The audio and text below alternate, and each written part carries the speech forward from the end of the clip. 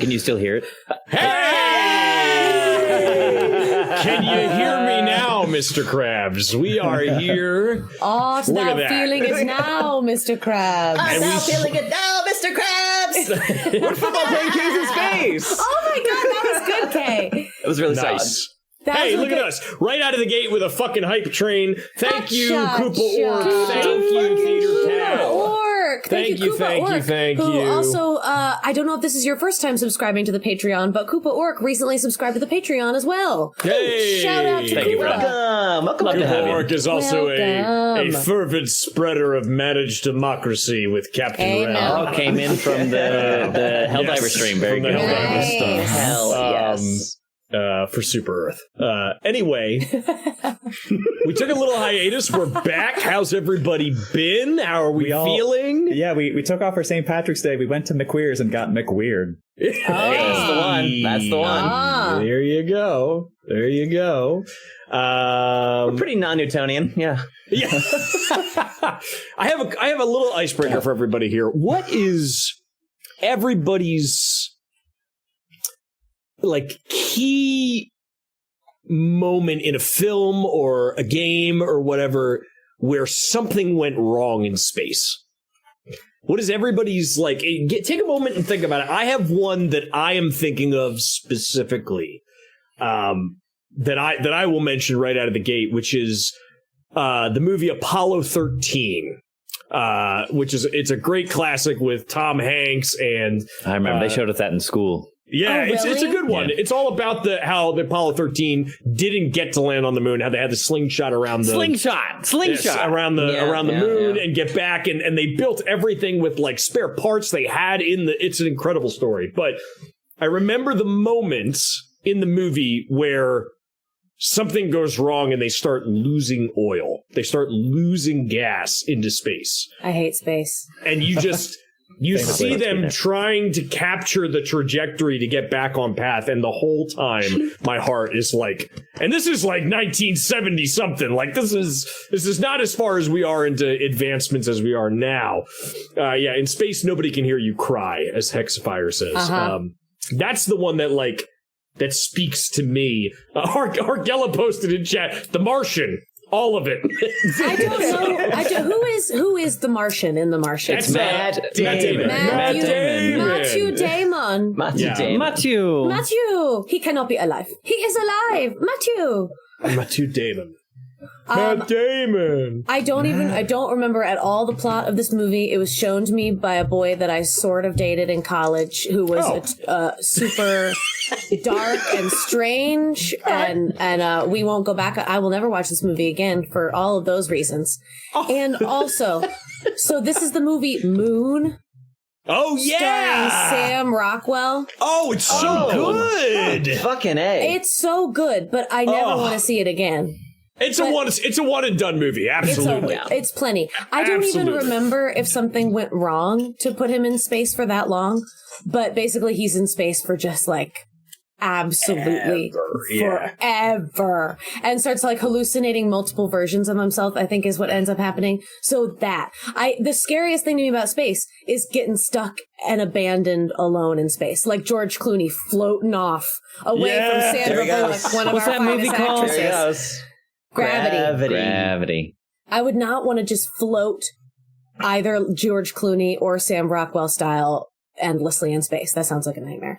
See, I kind of would. No! Yeah. You want to float away into the void? I am a creature of the water, and what is space but the ocean of above? Well, when you That's a put it little like that, psychotic, but I'll give it to you, Mara. Sure. It's my specialty. what is it but the ocean betwixt planets? I'm just floating in my tin can. My proprioception demands emptiness. I crave it. Oh, interesting. I can't walk into the other room without putting a new podcast on. Yeah. I can't handle it. There you go.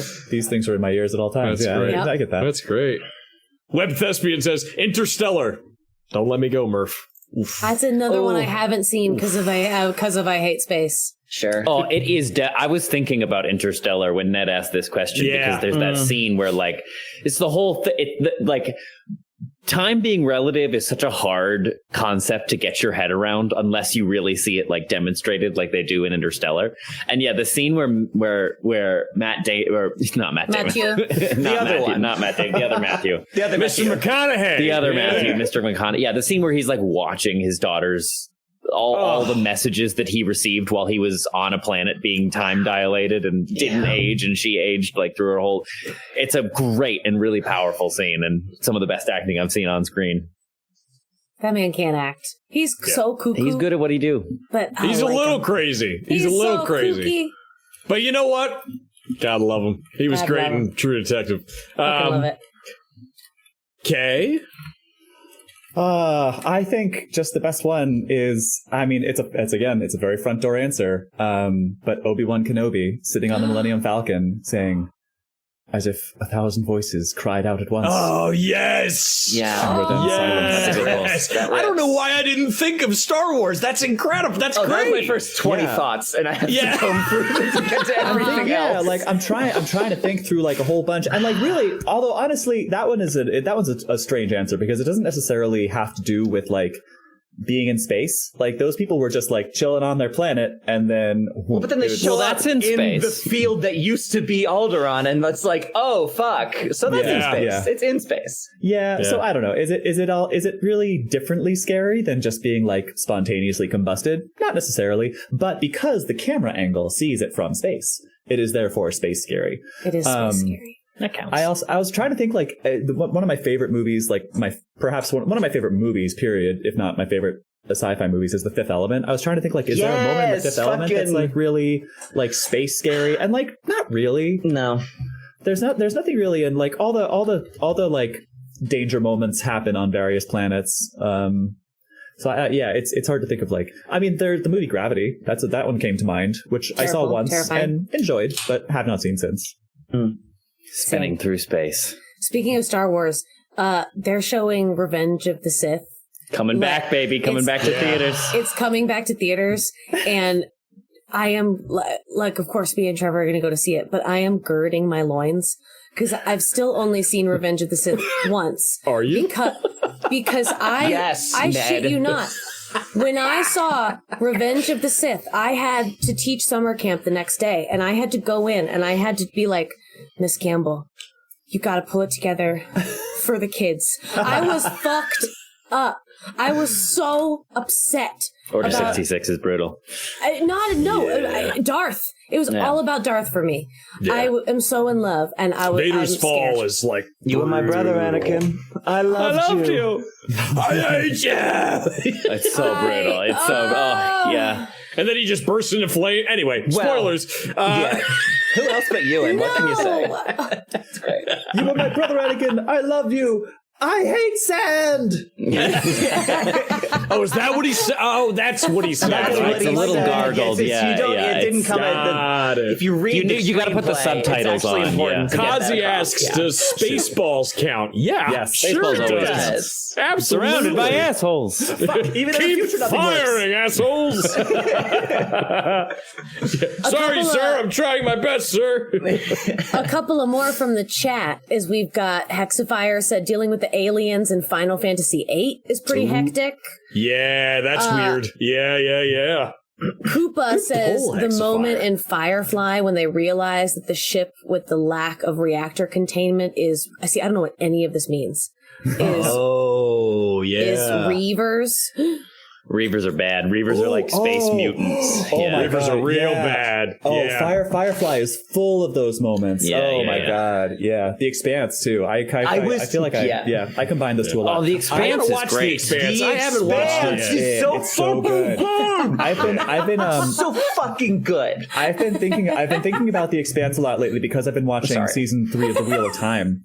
And one of the Elida Sadai is played by Shohreh Aghdashloo, who is like the woman on The Expanse. She's fucking everything to me. She's the one who has the crazy low gravelly voice. She's from Tehran, and her voice just is like she sounds like she's Tom fabulous. Waits. She's so cool.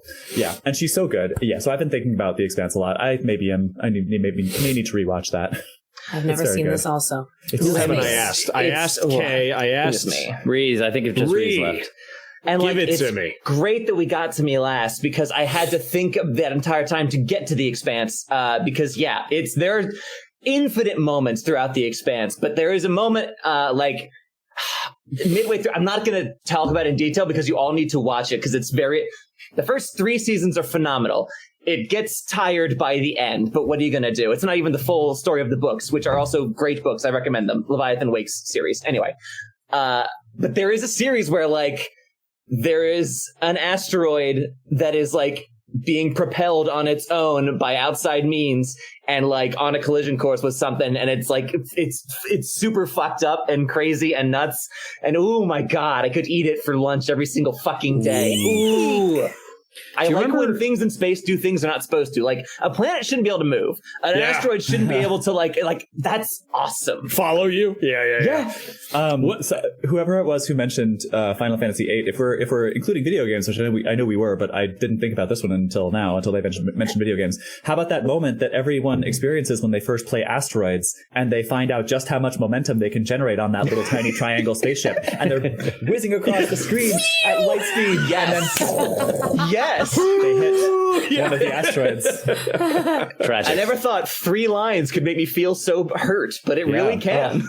Anybody BSG fans out there? Anybody Battlestar Galactica fans? There's a couple. I liked Battlestar Galactica. Couple episodes in Battlestar where it's like the stations are running out of oxygen. Like, what do we do? I heard BSG and I was like, big shitty guy. Yes. In this climate, yes, Campbell. Yes. Like that book, The Big Fucking Guy. The Big Fucking Guy. Well, yes, the Roald Dahl estate was really touchy about that one. Well, should have thought about that. Speaking of big shitty guy, that's me tonight. Listen, I told you, as I say all the time, there is no big crazy intro here. There's just one quote. I can't speak to your chances, but you have my sympathies. Welcome to episode 3. Yet? Nope. It was that last episode for a little bit, and then and more. And then Gina's character, Kay's character, Gina, actually melted it in place with a torture, which I realized is an incredibly powerful weapon. So you may or may not find another incinerator unit later on down the line, but I mean, in as a of right spaceship now, feels a bit different than on a. It's all right. I came prepared. There we go. Nice. There it is. There's the fly killing assault gun. Absolutely. It's not an episode of Alien Goons in Space. Chariot of the Goons without Gina that. pulls out a lighter and a can of Axe body spray. Nice. This belongs to Freddy. The only thing Axe body spray's ever been good for. He always had terrible taste. Douche. Friends. Oh, what am I doing? I'm jumping us right in. Campbell, please bring us giveaway corner and warning corner and all that, and then we will jump back All in. the corners. Oh, God, I would love I just to. jumped the gun. So, we are brought to you as ever by our fabulous sponsor, Modern Artifice, maker of magical merchandise and nerdy novelties. You can check them out on Etsy at etsy.com/shop/modern artifice or at the Modern Artifice website.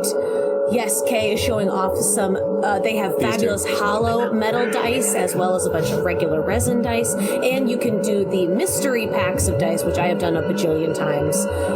And you can do those, like, it's $20 for like a mystery metal pack, which is sweet. Tonight's giveaway is also going to be coming from Modern Artifice. Ned, if you would like to reveal tonight's hollow metal set. As black as space itself, man. Look at those bad boys. The dark expanse of space with gold lettering. Again, the 3 sets of hollow metal dice that Giuseppe of Modern Artifice that they sent us, these are all, as far as I can tell from Etsy and their website, these are not on offer anywhere else at the moment. So this is the place to get them. For more information about our sponsors, you can check out our website, criticalfaildm.com, or you can look in the show notes on any of the VODs on YouTube for this series. Content warning corner. We cuss, we kiss, and we kill aliens. We sure do. Nice. If at any point any of that bugs you, do your thing. Come back when it feels fun. We're here for a good time and not a long time because Ned told us already about our chances. So that's it. Yeah, you have I'm seeing some feedback in the chat that the music is a little loud. If you mind turning it down on the mixer in OBS, that will fix that. That will fix that problem. Hold on! Yeah! How's that? Is everybody is that better for everybody? For me, it'll sound the same, but the chat will let us know. Yes, we cannot tell in the room. So yes, chat, let us know if that sounds better. But that I'm gonna lower it a little. Oh, cool. Okay. You were splash. Confirmed. All right, friends. Great. Last I need this recap desperately. Last you were playing, you narrowly, and I mean narrowly, escaped LV-426. And to boot, you managed to escape Mara and Niles with like 6 cases of biomaterial that may secure your fortunes and your retirement. That's how big this is to both of you. Clementine, you were able to escape with the exact same thing you came to LV-426 to get, and though it may have jarred you to be in the situation you were, you made it out. And you made it out, and you are nowhere near that planet anymore. Gina, a little bit of a rocky start. Not exactly what you had in mind with dropping the freighter off and leaving the ship and everything there. This was supposed to be my day off. But I wasn't even supposed to be here today. But you're on the ship. You're out of the atmosphere of LV-426. And you still got your cred card and you still got all your credentials and you have a ship you can pilot. So, could be worse. You could be... Oh, wait a minute. It is worse. It could be. It is worse, in fact. Up one you ship, are down another floating ship. in space. Down one cousin. As we shit. Not another one. Freddie Long, your cousin. Down a flamethrower. Shit and piss.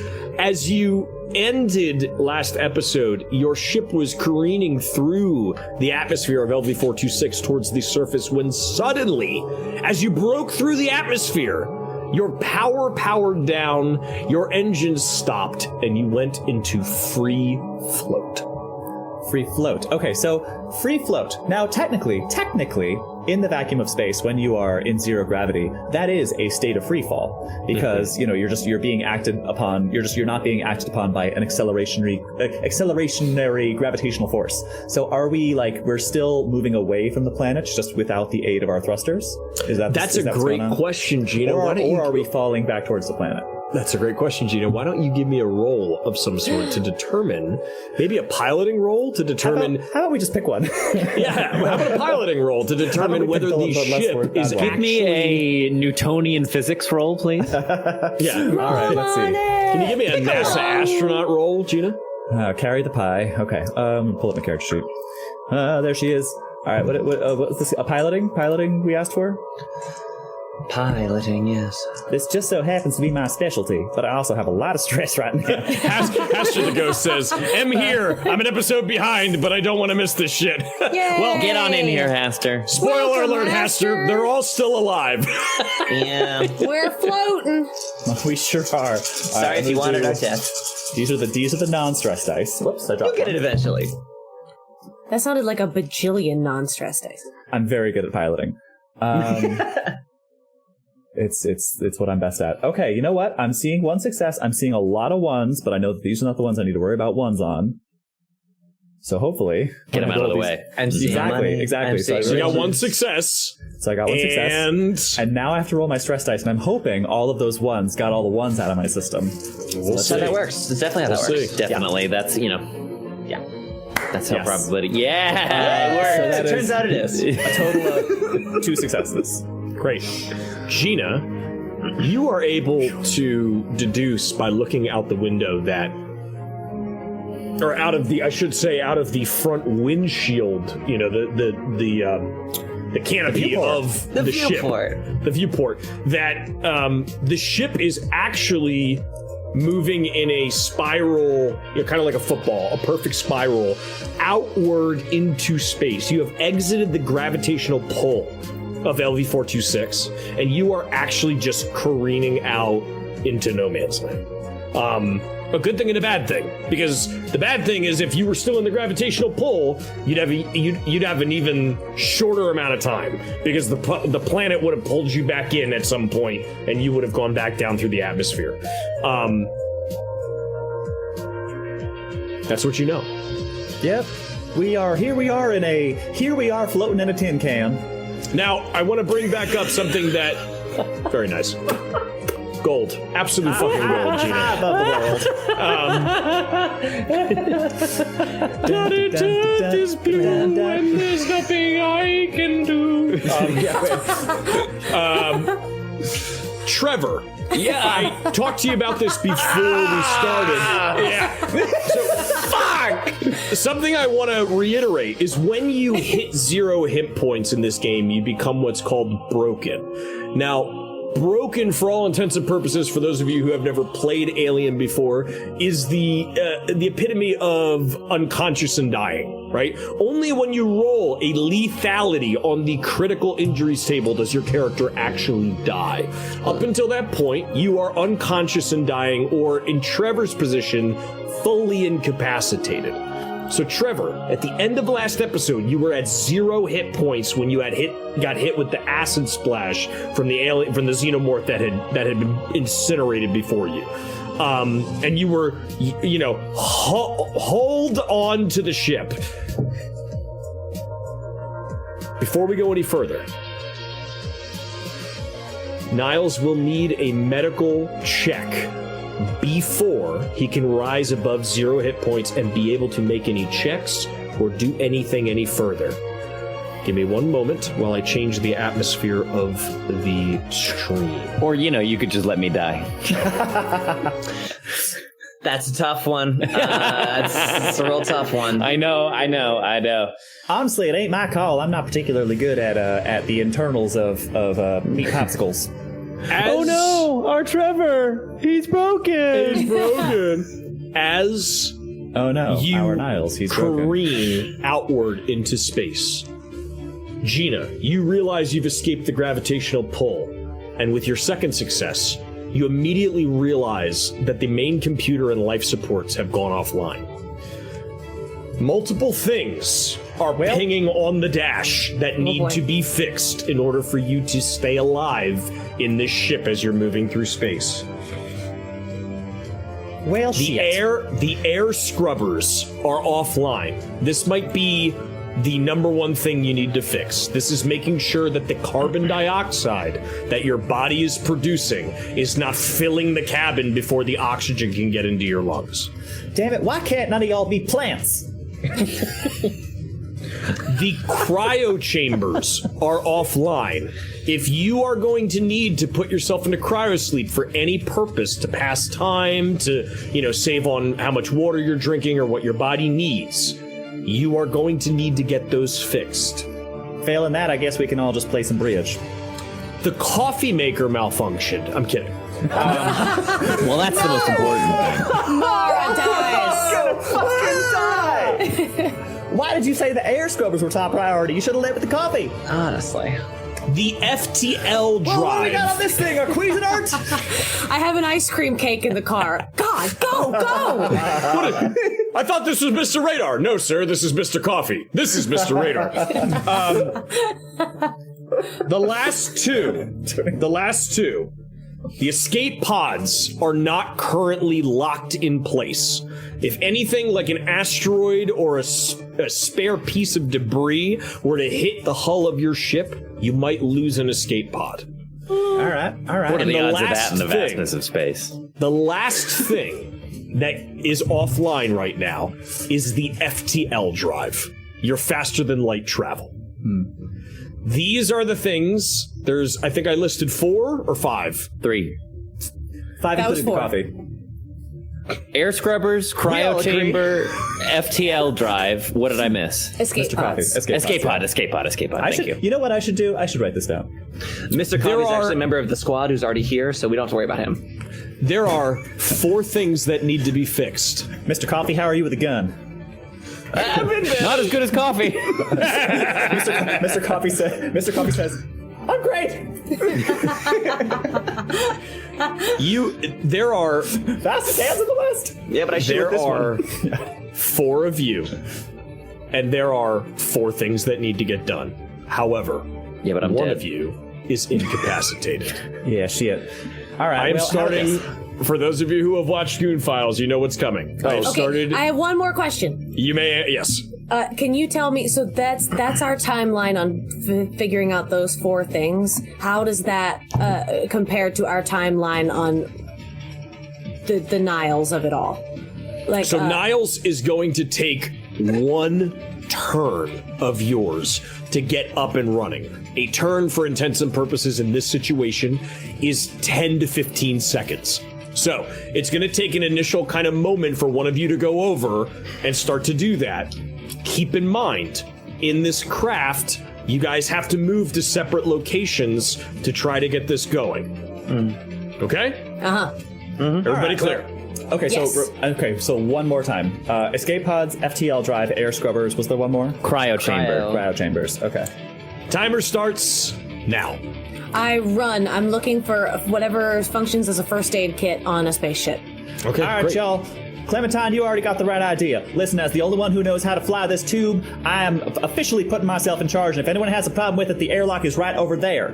Now, number 1 priority has got to be the air scrubbers, because there's a lot of shit going wrong on this thing, and none of that matters if we can't breathe. So I'm gonna get to work on that. You two with the white coats, you get to work on Niles. Once the air scrubbers are back in order, then we can figure out step 2. Great. All right. Campbell, you find the med kit, which is like right on the wall where the med kit should be. You can access it easily. I'm gonna run back over to Niles. Is whatever this is the acid still working on? No, so the acid is done. However, he has open wounds, and you can see that he's really in bad shape pain-wise. He needs some sort of pain suppressant, otherwise he's not going to be able to function. I think I'm pretty fucked up. I think I'm like Two-Face. I think like the entire left side of my face is strong like choice, burn. Niles. Strong choice. I love it. Love that. I love it. You look like Tommy Lee Jones in the 1990s Batman. It's gnarly. It's gnarly. I have it in my head that we have some kind of freezing spray in this medical kit. Great. Some new, and so I am going to I'm gonna put a hand on his chest, kind of slam him down, and then say, "Look away." And it's, Go ahead, and you two. He turns his head, and I'm gonna spray this freezing spray on the acidy side. Great. And Am I I think unconscious or am I conscious? You're conscious, but you're in such pain Great, that then. you can't. There you go. And I'm just I'm holding him down, and in my head, I'm thinking the things I would say to kids are popping in my head. What's your favorite snack? What's your favorite movie? And I'm just spraying him down. So if you want to cut away from me, that's what's happening. Give me a first aid roll, Campbell. Go ahead. Who's working on the air scrubbers? That'd be me. Great. Give me a pilot. No, not pilot. Give me a heavy machinery plus a Comtech roll. Whatever your Comtech and your heavy machinery are, combine them. Dang, all right. Well, I'm pretty good at both those things. 3 successes. Hoo-wee! All right, let's get to work. Okay, so heavy machinery plus Comtech. All right, just cut away from me while I do math. Yes. I passed and got a 1 on my stress die. Okay. You got a 1 on your stress die. I'm pausing the clock for a second. Okay. Campbell. Clem, you start to go to work on him. You get the spray off. I'll say you get the spray off. And then you go to like start to put bandages on. And as you're putting bandages on, you see flashes of the xenomorph that you just saw. Its gaping maw and secondary mouth coming out, hissing, acid falling from its lips. Give me a D6 roll, please. Oh, sweet baby. Jesus. Okay. 1.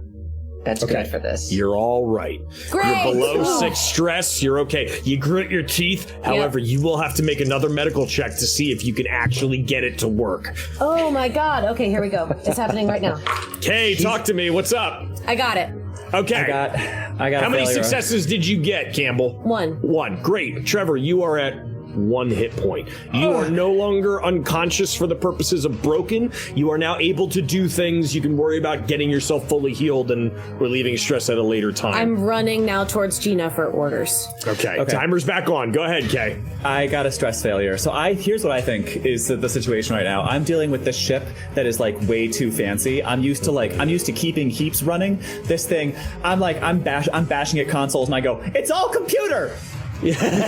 Fucking goddamn Gina, do you want to push this roll? Hell yeah, I do. And as a matter of fact, I think I have a special pilot thing called reckless, so I can push. Yeah. Oh, agility. No, it's only for agility skills. Never mind. So I will push it. Okay, you're gonna push it. Take 1 more stress and push the roll, baby. God. Come on, baby. I gotta. Okay. I'm drunk with power. I'm just drunk. Of course. Ree, what are you doing, honey? What do you want to do? Yes, so the first thing, as soon as I see that Clementine has this in hand, and that's not the kind of doctor I am, I'm going right for the cryo systems, because I'm thinking long term. I'm thinking progress. Great. So, yeah. Great. Give me a Comtech and heavy machinery roll combined. Okay. Great. All right, that's a bunch. Trevor, is there anything you'd like to try? Clem, is there anything you want to keep doing? Jesus. I'm now like looking over. I'm waiting to see what happens next with Gina, as I don't know how to do any of this other shit. No. Two successes, no failures. I know you said I needed 3. Can I pass some orders down to? I just did. Yeah, that was just a what push. if Gina gives me something to do and I pass it? Can I give her my successes? Sure. Well, I'll tell you what, Campbell. Why don't you tell me what Clementine would do to aid Gina in this moment so that she can get that 3rd success that she needs. So what is it exactly you're working on, Kay? I'm trying to get the air scrubbers working, and I kind of think what might be happening here is that this ship, much like the sort of key code entrance to get in, requires like dual authorization. So maybe I need you to like time out. Teacup has redeemed an inspiration for Ree. You're gonna get an additional success to whatever you roll on this next thing. Thank you so much, Teacup. Let's fucking go. Rock! Okay. So you need, do you like send me off to go, I'll press this button as you press this button kind of thing or something? That's what I'm thinking, but up to you, collaborate with Sure. Campbell, why don't you give me a Comtech roll? You need a minimum of 2 successes to aid Gina, and that will get Gina to the 3rd success she needs to fix the air scrubbers. Ree, talk to me. What do you got? So with that additional success, I have 3 successes for fixing the cryo stuff. Yeah! And no failures on the stress die. Great. Ree, you are able to fix the 5 cryopods that are on the ship. Nice. They are sustained, they are working. Worst comes to worst. If you can't get the air scrubbers working, if you can't get the FTL drive, you can always put yourselves in cryosleep and hope that somebody finds you out here in this vast expanse of space, right? And you would think also that with your recent exposure and your recent communication with Weyland Yutani Enterprises that somebody might be coming to pick you up at some point. I shit you not, this is what I rolled. 3 5s. Hell yeah. Well, don't forget That's what we needed. It's bad. What about your stress dice? I was too scared to even roll them. Oh, roll the stress dice. Oh, they're fine. I got a 6 on one of them. Did you get any 6s on them? I got though? 1. Okay, so you got a success. All right. I'm going to say that you start to get it, you start to do what it's doing, and you can hear the whirring of the machinations in the walls of the ship as the air scrubbers are really trying to work, and they're just not there yet. Gina, you're gonna have to try again. You're gonna have to roll again if you want to get them running, or you're gonna have to try something else. For crying out loud! All right, well, I think I'd like to take a moment to sort of assess what we got working here, try to get my bearings around this system now that I have another set of hands, and maybe Niles, I can do. talk to me. Is there something you want to try, buddy? Is this what? So is this like a corporate shuttle that we're on? Yes. Yeah. It's a Hyperion class. It's like something that you would have taken to go to like a business meeting. It's a nice shuttle. Can I help out Gina? If I have this, I have this data transmitter card. I'm wondering if I can like unlock something. The ship's gonna break, Ma! We're breaking up an atmosphere, Ma! We're breaking in the atmosphere, Ma! We're out of the orbit, Ma! And we need to shoot. We do. Shoot! It's not going great so far. Game over, man! I'm half baked. So wait, if I plug this data transmitter card in, could that unlock something with the ship and make it easier? Why don't you give me a CommTech roll and give it a shot, big boy? Come on. I don't have any of that. Okay, go ahead. Talk to me. What's up? Ree, go ahead. What are you thinking? Did I need all 3 of those successes for the cryo stuff? You did, and you got it. Okay, great. Do you want to work on something else? Do you guys want to try to do something else? You still got time on the clock. Since I was working on the cryo stuff, I wanted to see if I had an extra bit of like gumption with that to ensure that the containers holding the pods are also still cryogenating themselves. Great. Give me another CommTech plus heavy machinery. See if you can. You need at least 2 successes to make sure that everything is like in perfect situation. In the case that like everything gets vacuumed into space, you guys would be good. Yeah, okay. Yes, Niles. Who's going? Niles. Okay, so successes still count on stress die, is that right? Oh, fantastic. Yes. Okay. Oh, great. That's great. Oh, I see. I forgot about that. Did you get successes, Just Campbell? Just one, okay, but one. not enough yet. Okay, all right. Yeah, I was gonna say, the plus side about your stress die is that if you get a failure on it, you're screwed. If you get a success, you get extra successes. That's great. Yeah, great things happen under stress sometimes, right? We push the limits. Mothers are able to lift entire car doors or off. That sort of thing. Niles, go ahead, talk to me, buddy. All right, so I think I'm slaunching my way up to the command console where the 2 ladies are. Oh my gosh. That was great, Kay. And I don't think. You know what, Kay? Take an inspiration. Kayla. Take an inspiration. That was great. Slancha. Oh, that was great. The Irish in me screamed. 'Tis the season. Even though it already was, but Sure. Yeah. Go ahead, Niles. So I got 3 successes. So Great. You what go does that over. You go over and you put this transmitter card in, and suddenly Mother comes online. Well, okay, so then let me say that. So then I come slunging over, like leaning up against the side of the ship, and I think I'm too fucked up to do anything myself. But I pull out my data transmitter card and to Gina, and like offer it to Gina, and I'm like, try Daddy's credit card. Fucking Yes. Yes. So then, she can use it. Okay, great. But she's gone. Oh no, she got eaten by the alien. She got sucked out the airlock. Water. Still muted, Gina. Still muted. I'm here. I was replaying my water because hydration check. Hey, Musicaholic redeemed a hydration check. Fucking go. Good thing. Anyway, yes, I left my headphones on so I could hear It's all water of that. this time. Musicaholic also did a shoot, Teddy. Shoot, I'm half baked, dude. Shit. Gina, you get this corporate card, this transmitter card from Niles, and you plug it in, and Mother turns on in the computer. How to do, Mom?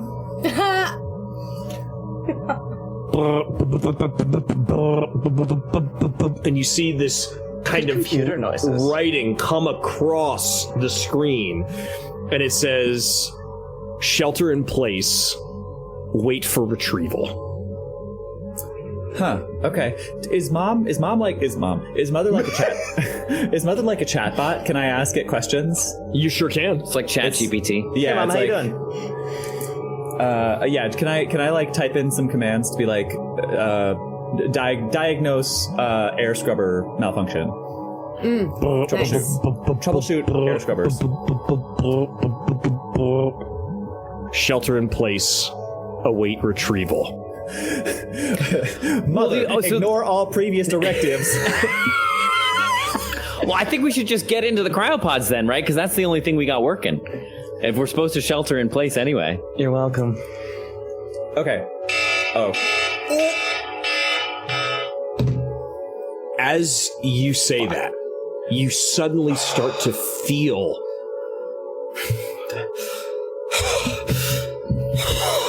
the hardness of breathing carbon dioxide air as the reality of the air scrubbers not being on for a sustained amount of time. The small space you are in, you are exhuming more carbon dioxide than you can turn and churn and that the scrubbers can take handle of. You realize that you are slowly starting to suffocate, and your only chance at survival at this point, since you were not able to fix the FTL drive, you were not able to fix the escape pods, is to get into the cryopods and hope for retrieval. Can I take one more stab at fixing just the air scrubbers? You can, but every time there will be consequences if you fail, and there will be consequences for every second that you are outside of that cryo chamber. All right, y'all. Here's my suggestion. I would like for all of you to get into the cryopods. I will activate them. I'm going to take one more try at getting them air scrubbers going, and I'm going to hold my breath for all it's worth. If it doesn't work, I get myself right into number 4. But until then, I got to at least take one more try at this. Okay, bye. I ain't never let a machine beat me before. I'm here as a magic. I'd like to stay with you if that's all right. Negative. That request denied. Get into the pod. All right. Clem, you would also know that somebody is going to need to activate the pods and make sure that everybody, before you get in as the last person and do it from the inside, is like put to sleep, so to speak, right? Like you need somebody to kind of put each person to sleep once they get in the pod. All right. So, All right. I think we're going then. I'm the one who stands the best chance of fixing that air scrubber. So let me be the one to push those buttons. Great. Campbell, will you please give me a first aid roll plus a Comtech roll, and you need 3 successes. Out of all of those dice, you need 3 successes. And looking at my character sheet, let me just confirm something with you. Yes. So on the inside is the attributes. Yes. On the outside is the other stuff. Yes. So like my medical aid is 5. Right. I just roll a 5 for medical aid, or do I add its related stat? You do the base stat and then the specific one together. Yeah. So and you should probably it's be hard getting to like tell on my thing. Medical aid is empathy, right? Yeah. Okay. So you roll your empathy plus your medical aid. yes, Okay. correct. Mm-hmm. Okay, great. All right. Great. Okay. Plus your stress. Plus Comtech. Yep. Which Right? which your Comtech would then also be plus off your wits. This is Yeah. This is a bajillion quadrillion dice. Okay, hold on. Yeah. I'm gonna start just saying. Roll good. Oh my god! Of course, no successes in the first one. No, 1 success in the second We're all one. gonna die. Okay, no, we're gonna be fine. I mean, I'm gonna be fine. I don't know about the rest. Like, are you getting yourself in a pod and like starting to do your thing? I am. Okay. And I don't think I said very clearly the last thing I wanted to do before we got into this. I wanted to make sure the eggs were not gonna unfreeze while we're frozen. Oh, yeah. So, okay. All right. That was what my previously this is a last one was character. for. Oh no! I rolled 17 dice. I got 2 successes. Did you roll your stress die? I bet I'll succeed there. I got 1 more success and a 1. Okay. All right. I have failed, I think, every time I've rolled my stress die. Yeah. Welcome it's to the hard, world, man. It's Clementine. hard. It's hard, Clem. This is what I'm going to say. We're going to fail you forward. Okay. As you go and get Niles into one of the pods, you are able to shut him in. I'll see you on the other side. Slam. And he just kind of like freezes and goes into a cryostasis. Not if we're lucky. Keep that ceviche fresh. As you go to get yourself into one of the pods, you're starting to suffocate. You take 1 point of damage. Ree, talk to me. You wanted to make sure the eggs are secure. You need it's going to be very similar. You're going to need like a Comtech plus heavy machinery roll. Okay, yeah. Since I was working on the cryo stuff already, because that was what's keeping them frozen in stasis, so I just wanted to continue that. Well, now let me ask you this. Are you trying to deduce whether they're going to come out of, like, whether anything's going to happen to them, or are you trying to prevent that from happening? I am preventing that. Okay, cool. Then it's a Comtech and heavy machinery together. Yeah. You got it. You need 2 successes. Heads up in the chat, Ned, you've got DM disadvantage. And I can't remember what the mechanic was that we set for that last time. Oh, shit. Okay. You need 1 success, Ree. Damn, let's fucking There we go. There we go. I am really benefiting from chat today. Thank you Good so job, much. Everyone's Musicaholic. great. Good for keeping me honest there. Beautiful stuff. It's many. It's just many. No, I'm sorry. I'm the only one to succeed tonight. Let's see if the stress ones fuck me. Oh, they boy. didn't. We're great. We're just doing so well. Okay. Ree, how many successes? 3 successes. Yeah. Great. So the 2 success, you realize that with a quick kind of tampering, you're able to make sure, check the panel that they're kind of hold on the wall, and you can see that the cryo systems is also running this kind of coil through these boxes. So the boxes that are on the wall are completely frozen in place. They're good to go, and they need a code to unlock. The 2 that you brought on, I'm going to say that with that last success, you're able to put them on that wall in the same place with your last kind of breaths and hook it in and make sure that everything's in order, that all of the boxes are looped into the cryo, my brain's not working, looped into that kind of cryo feed that's also going to the tanks. Perfect. I'm going to make sure that the music is still playing real quick. I will now sleep as easily as I can, given the circumstances. And we are back. Now that you have done that, you need to give me a first aid roll to make it to the cryopods and to get yourself in. You can also see that Clem is gasping at her throat as she's kind of against one of the pods, struggling to get in herself. Okay. Medical aid? Yes. Got it. Haster said, Ree's really God's little special princess today. Love to see it. It's me. Gina, fucking finally, man. Gina, go ahead and do your thing. All right, so same roll again. This time I have inspiration. And it's still a big-ass roll. And that was, just remind me, it was heavy machinery plus Comtech, right? Yes. Okay. Here is what I will say. The original roll was 3 successes. Because you are now all suffocating, it is 4 successes. With your advantage, you're back down to 3 successes. Right, okay. So, flat roll, same thing. Same, there you go. I'm just dozing peacefully. Yeah, good night. Good for you. Yeah. All right. You could have come too. So there's one. I have a job to do.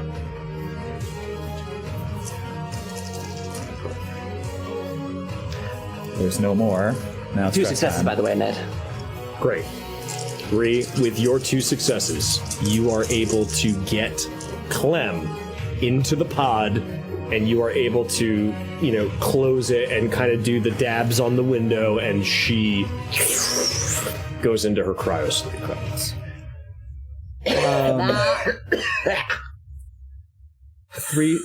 Three successes, but 1 failure on the stress die. It's going great. It's going good.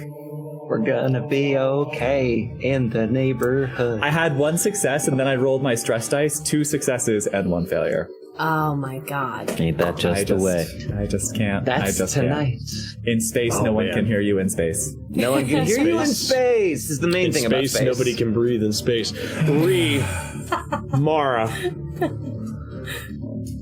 I'm actually going to say otherwise. I'm going to say that with your 1 success, you would have been able to get yourself into the pod and get yourself going.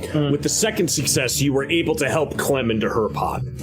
So as you go and punch into your pod, you begin to go down, and the last thing that you see is Gina out of the corner of your eye, pressing on the wall and pulling a lever, and you see just air come out of the thing, which would have been the air scrubbers, that mechanism. And after too many attempts, the air scrubbers have actually malfunctioned. Oh and my God. they are leaking out the oxygen that would have scrubbed through the CO2 as you go down. Fuck. I put my mouth up to the Okay. All right. Actually, I actually like that. I actually like that. Give me a Give me a give me a wits roll. Give me a wits roll. You need 1 success to keep yourself going enough so that you can take a deep breath and then run to the pod. Okay, wits is not my strongest, but I do have a lot of stress dice to roll, so maybe I'll do okay. Oh. Okay, so I got before you roll that. Okay, go ahead. Before you roll that, you got a success though? I did, but I haven't rolled my stress yet. I was gonna say, before you do anything else, give me a d6 roll, because you did roll a 1 on your stress die. Fair. That's sound. 5. That's many. That's many. Bad. That's bad. Yeah. I was like, 5. Ned started going in slow motion to his beer. He went. Oh God, is it going to be K again? Tell me it's not K Not again. like this. 5 stress, and you have 5 stress total? 6. Jesus! Fuck me. But that's good then, right? Stressed. Gal is stressed. She didn't exceed her stress. You have Gal 6 is stress stressed. die? I got 6 stress. I've been pushing a lot of rolls. Oh my god. Trying to keep y'all alive. It's stressing me out. Well, it's working. It's stressing you right out, love. I mean, I would help, but I'm sleepy now. Oh. Off I go to dreamland, to freezy dreamland. Ay. Gosh, between you and Mr. Acid Wash Jeans. Good old Jeans face. Yeah, right? I didn't think we'd get to this point this early in the rest of our episodes. Oh, Gina, But you're dead. you go and you take a huge exhale out of the oxygen tank, and you're like, okay, I've got oxygen. And as you're turning around and going to run toward the cryo chambers, you trip. And you hit the floor, and you land on your stomach. You knock the wind out of you, and you just exhale all of that fresh air that you just took in. Damn it, I needed that. Give me a strength roll, please, Okay. to break out of your panic. 1, you need 2 successes. Okay. And then I will need another strength roll from you after that, if you succeed at that. Let's get to that part first. All right, there's 1 success. Here come the stress dice. Come on. A lot of 6s, but another failure. One failure. Okay. Weird. 3 6s on the stress dice. 3 6s on the stress dice? But 1 failure, so it doesn't matter, right? Yeah. Fuck. I like this idea of failing forward. I don't want to completely fail it, right? And for the ideas of storytelling at this point, I think it's better to fail forward in this case. Sure. Gina, I'm going to say that you are starting to feel the panic set in that any person would of, I'm going to be just breathing in carbon monoxide for the next 30 seconds. And you can feel you feel yourself tensing up in the fear of that happening. Give me one more strength roll. You need a single success on this. No panics on this.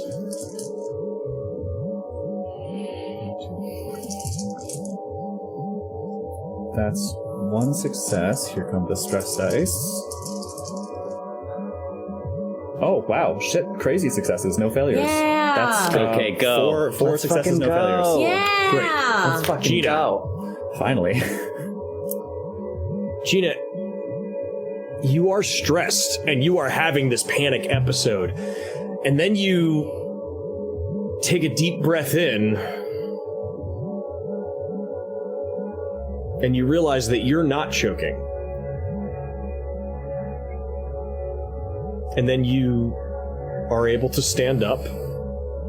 You're able to take a deep breath in. You're not having any issues. Give me a roll of your stress dice alone. Am I dead? Just the stress dice? Yep. It's her ghost. Yeah, she looks Am I good? Am I good? Yeah, I look down to see if I'm astral projecting. Like, is my body on the ground? Pastor the Ghost says, you mentally put on the cowboy hat and you get the fuck up. Okay, just stress dice. 1 success, 1 failure. Okay. You start to panic. You're like, am I dead? Is this happening? Yeah, and like, with your success, you remember, oh shit, I gotta get to the cryopod. And you go and you Trip again. again, you're moving and you're breathing normally, right? Like that shouldn't be happening. The air scrubbers are off. Why am I breathing like nothing's happening? Yeah, and you get yourself. I must just be inhaling straight adrenaline. This ain't right. You get yourself to the pod. Do you have first aid or no? Is that the same? That's medical aid, right? Yes. I have a 2 in empathy and 0 medical aid, so I could roll a 2 plus a lot of stress. Why don't you roll that and the stress to try to put yourself into cryosleep? Garrett Greenland said, I get knocked down, and I get up again, and I get knocked down again. That's great. I get knocked down, and I get up again, and I get knocked down again. I'm gonna have to make an edit for that. That's perfect. 1 success, 1 failure on 1 stress failure. You are locked here in eternal battle. I am so cursed. This place is so cursed. As you get into the cryopod and you start to press the buttons, you are in such a panic that you see it going down and you see the air coming in, but you are still in a state of panic as it's happening. It's terrifying. Can you please give me another panic roll? A D6 plus how many stress dice you have?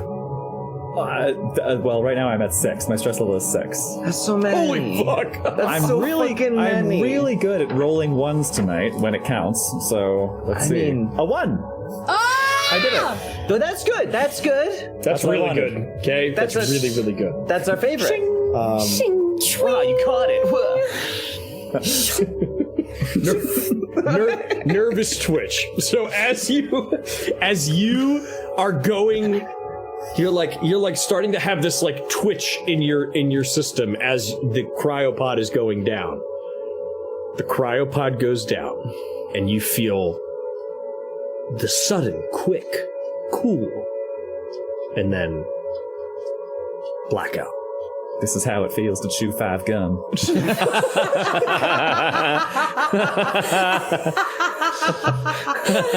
It was only a matter of time. And that is where we are going to take our break tonight. All right. Oh boy. It's gotta be anything. Golly gee willikers.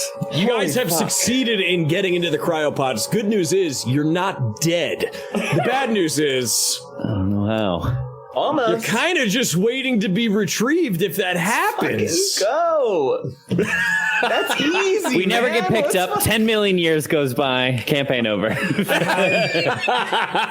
start a new society. It's gonna be great. Oh, there's a body in here. Well, there goes our salvage. We emerged 10 million years later. The universe has been taken over by xenomorphs. They're in their like Regency phase, so they're all wearing like Jane Austen garb. We start a high society campaign. Yes. We just As transition aliens. right in. Yeah. Their little heads have bonnets on them too. And the second mouth has a little it's got a your little waist body, around it. That's so dumb. Aster says, some say they're still in cryopods, waiting to be found. To this very day. Campbell, why don't you tell us how we can enter into our giveaway for the evening and let our friends go to the bathroom, get a new drink, tell their other friends and enemies about our stream, and we'll go from there. That's right. So the place to go is at Critical Fail DM on Instagram. Our most recent post is a picture of these beautiful dice against a galaxy landscape, and then a picture of Ned holding said dice. And on there, because we were talking about being stuck in space, so let's play Space Desert Island. So comment one DVD, one book, and one somewhat non-perishable snack that you would take with you if you knew you were going to be stuck in space for an indeterminate amount of time. So that is one book, one DVD, one somewhat non-perishable snack. Comment on the most recent Instagram post at Critical Fail DM. Great. Friends, Romans, goons, countrymen, we will be right back. Don't go nowhere. Don't touch the dial. Tell your friends to come check us out. Go to the bathroom, grab a beverage, grab a refreshment. We will be right back in 5 minutes. Let's fucking go. Wow, look at us coming out of cryo sleep just like that. Oh, what a refreshing nap that was. I've never felt more alive. Refreshed. Yes. Kay has stepped away for a quick moment to handle something. Clem, in the meantime, Campbell, can you please tell us who our giveaway winner is? I would love to. And henceforth, I live in fear that we're giving a giveaway to someone who literally just won a giveaway. I don't know why that's a problem. That said, that's not a problem. We do have a spreadsheet to track stuff, but just in case anything slips through the cracks, we love all of y'all. If you get something 2 weeks in a row, use it in good health. Yeah. Or pay it forward. Yeah. Or, there's a gift for you to send to somebody. So, we have rolled for it. This winner would take with them to space the Expanse book series. Hell yes. The Lord of the Rings trilogy extended edition box set on DVD. Oh, yes! That's a great pick. Value pick. And ramen. That's a good night. You're always not gonna in need space. it. Listen, all that sodium and carbs, who can't survive out there? And that is Argella. And Argella 1300, you will be the recipient of these black hollow metal modern artifice dice provided to us by Giuseppe, Yes. who hosted us at PAX that one time. That was sick. Oh my God. Also, speaking of, while we're talking about Giuseppe, you know what I went and treated myself to on my run the other day? What'd you do? A little something we call Operation Fulminate. Oh, yes! Which is the Delta Green season 1.5 episode that Kay, Ned, Trevor, and Tyler recorded live at PAX. I remember that. That was fun. In 2023. That was the shit. If you're not already a subscriber to the page, and then I got totally drawn in and I listened to everything y'all recorded at PAX. If you're not already a member of the Patreon, that is like 6 hours worth of gameplay that I keep coming back to. Go the Twitch trilogy or the PAX trilogy is great. Go listen to the PAX trilogy. Kay ran a Pathfinder one-shot, Trevor ran a D&D 5e wrestling tournament, and Ned ran a Delta Green, and it's fabulous. I'm going to add one more thing for Argella. I have here a sticker that says U.S. edition? Colonial Marines Corps dropship. It says express elevator to hell, which is one of the quotes from Aliens. Yeah. So this will give you a little sticker action that you can add to your thing. Bring colonialism to a planet near you. Yeah. Hells yeah. Oh, that's great. I don't know where Ned is getting these little alien artifacts that he's throwing in with the giveaway. He hasn't told me anything. They just spawn on his person, I think. Yeah. Is this that's how where he reaches into a pocket of his flight suit. Of his flight suit, and there's a new one there. Hold on. That'll do it. There we go. Gonna be a shotgun in there one time. And you get a pump action. There we go. Yeah. I'm like, oh, it's in here somewhere. Ow! It's like in The Last of Us when Dina makes a Molotov and is like, here, I made you a present. And she's like, careful with that. And Ellie's like, I'm a pro. And then Ellie goes like this. And it's in her backpack now.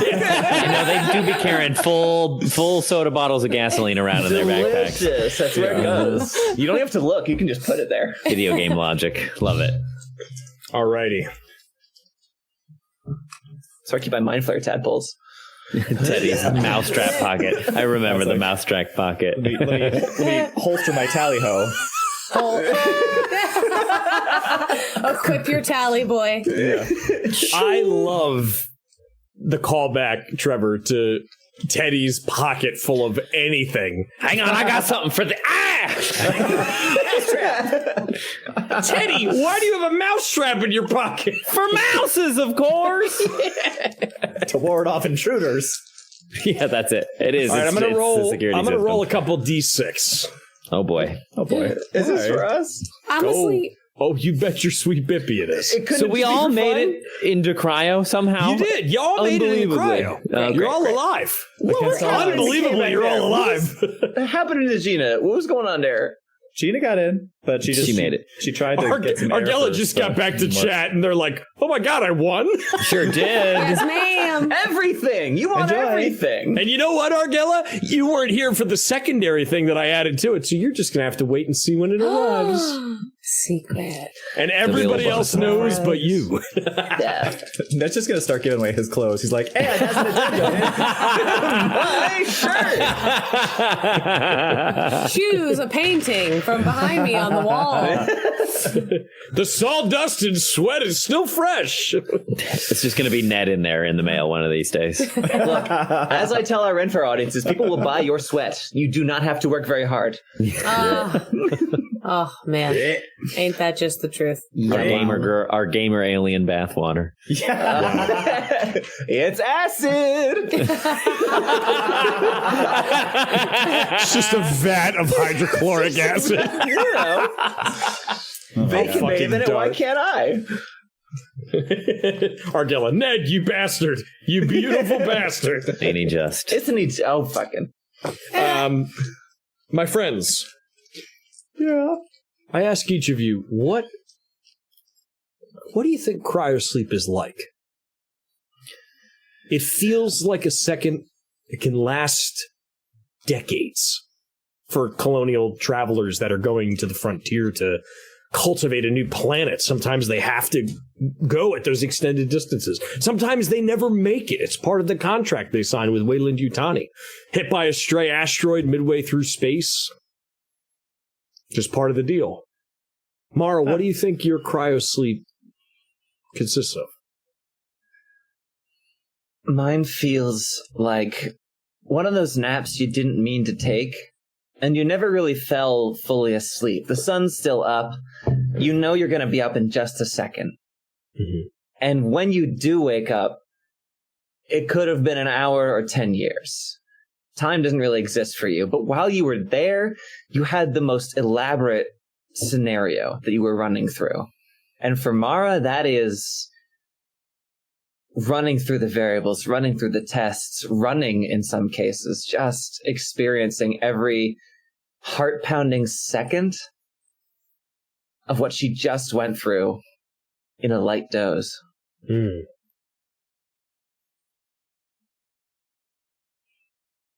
Gina, what do you think it feels like for you when you're in cryosleep?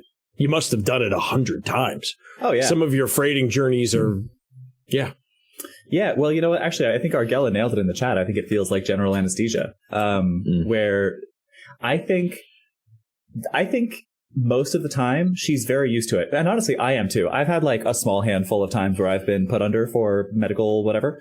And like, I honestly, I love it. I have no fear. I'm like, give it to me. Hell yeah. They're like, what kind it's like one of my biggest fears in life is going it's under. The best. I love it's great. it. They're like, and then you wake right up. Yeah, they're like, what kind of music should we play? And I'm like, I don't give a shit. You play whatever you want. 2 seconds, it won't matter. Exactly. So yeah, I love watching videos of people trying to fight it and like always failing because of course they do. But they're like, I'm not, like, gonna try harder for me. I'm always like, take me. Yeah. Everybody wants to be knocked out. Nobody wants to be dead. Yeah, exactly. But if it happens, like if you get hit by an asteroid in cryosleep, like that's not a bad way to go. Just because peaceful. You never feel it. You just don't wake up. What do you never know? Feel it. So I think most of the time when Gina goes into cryosleep, she is very just like she's on board. She's like, all right, I've been here before. This is familiar. It's a nice free nap.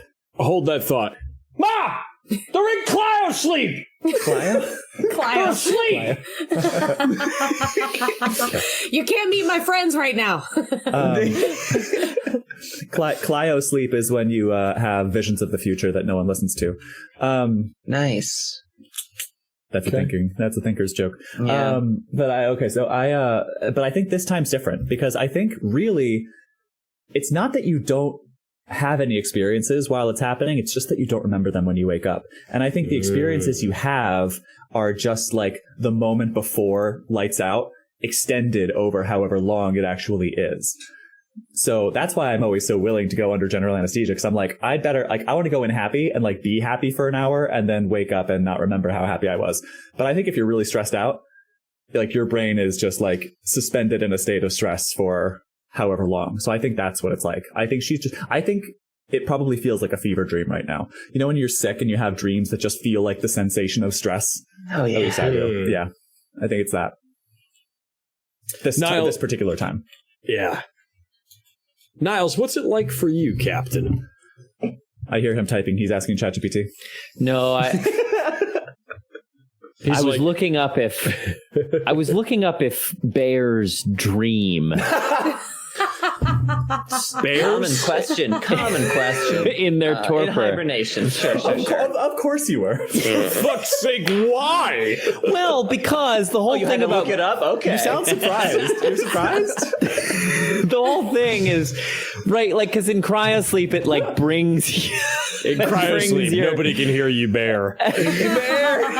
No, I have a reason. Hang on. Fucking Goons. My God. It's like... Because the whole herding thing... cats that have to piss. The whole thing is, like, in right... cryosleep, no one can hear you. The idea of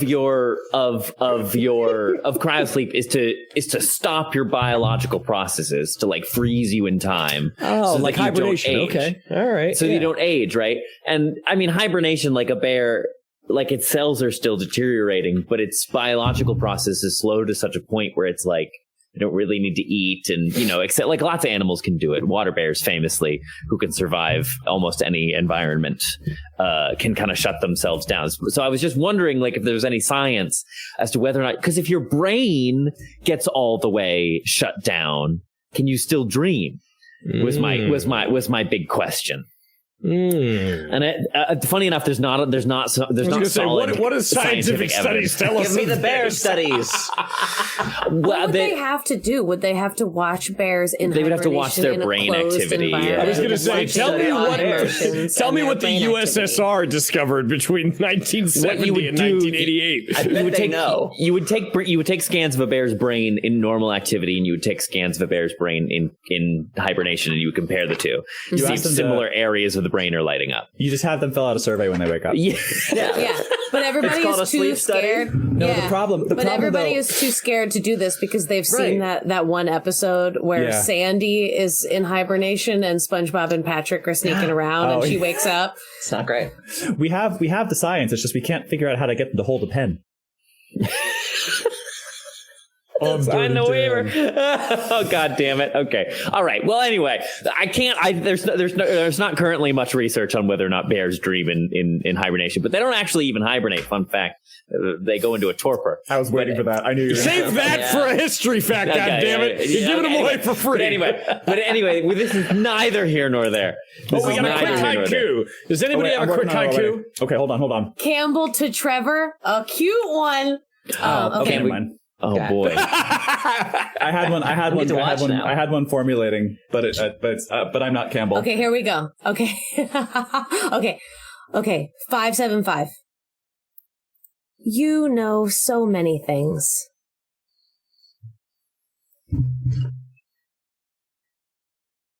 Oh.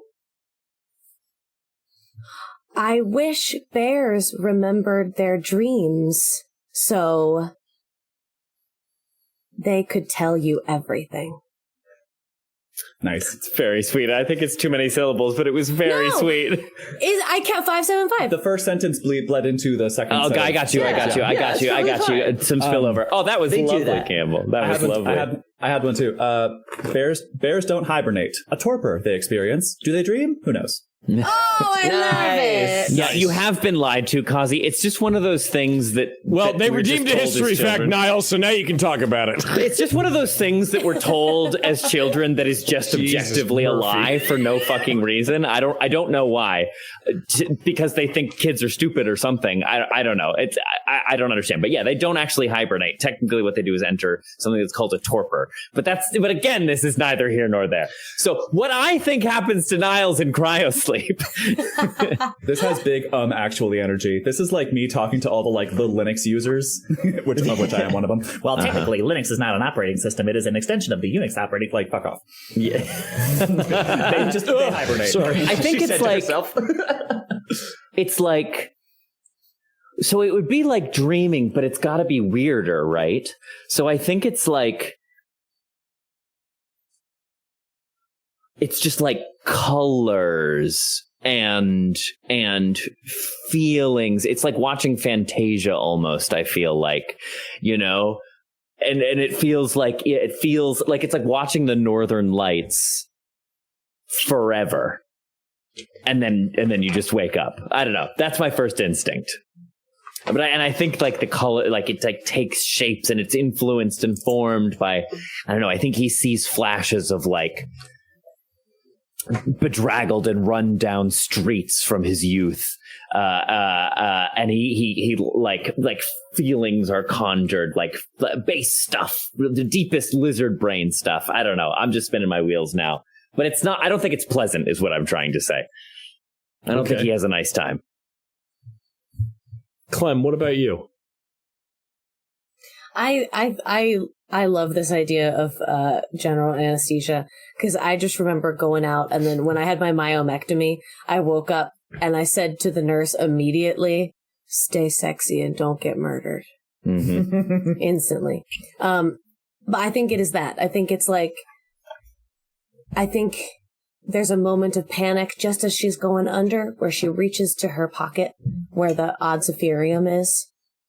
And then just that second, the feeling as she's enveloped into nothing, into like sweet nothingness is just like applause and an overwhelming feeling of like when you get to be humble, but everyone is telling you what a great job you did. That like feeling of just like, oh, and everyone is clapping and she's absorbed into the sound of applause. It's all of you have very different ideas. I like it. I like it a lot. Imagine, if you've watched Aliens for the chat and for all of you, the opening scene of the lights traveling over the exterior windows and we see the shuttle door. Now that the oxygen has been sucked out of the ship and there's no scrubbers working, we see that ice crystals have formed along the interior, all the way around the cryo chamber where you are in perfect torpor. And we see a machine. Hardly. Gets frozen for 400 years. Did you hear something? Did I put a bear? I think I put a bear in the new emotes. Damn it. Did I? Oh boy. All right. I have regret. I'm sorry. Go on. We see this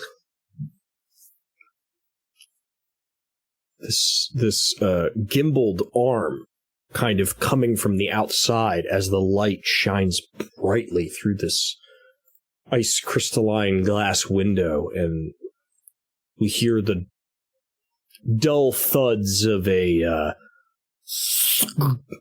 suction from the exterior as we see a small beam of light,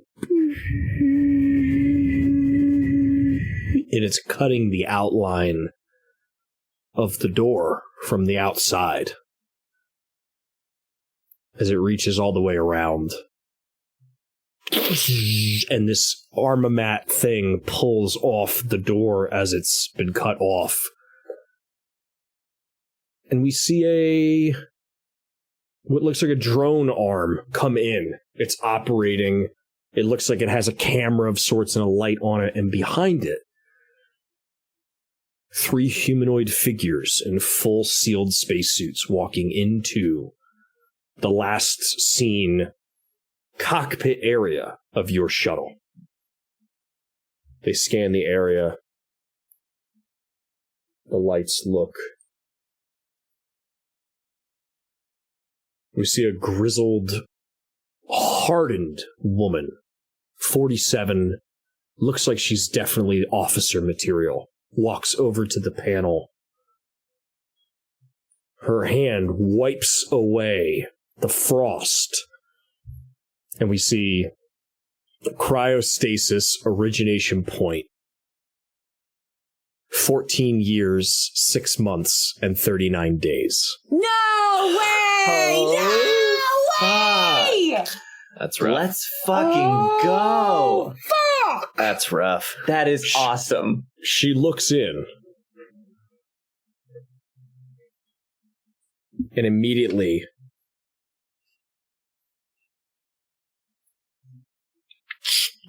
Sam? Yes, Mom. We got 4 live ones here. Mom, how's that possible? This thing's been out here for 14 years. No life support's that. Cham, I don't know how it's possible. Get the boat. Yes, Mom, I'll be right there.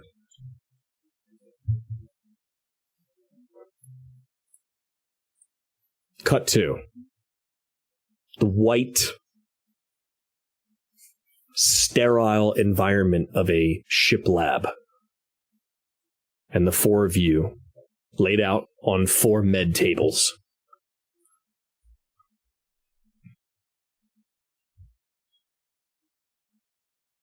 Niles, you are the first to wake up.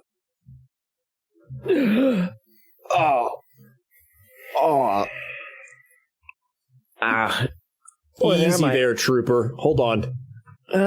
Stay down. You've been out for quite a while. Nobody tells me what to do. Okay. Oh, okay. A talker, I see.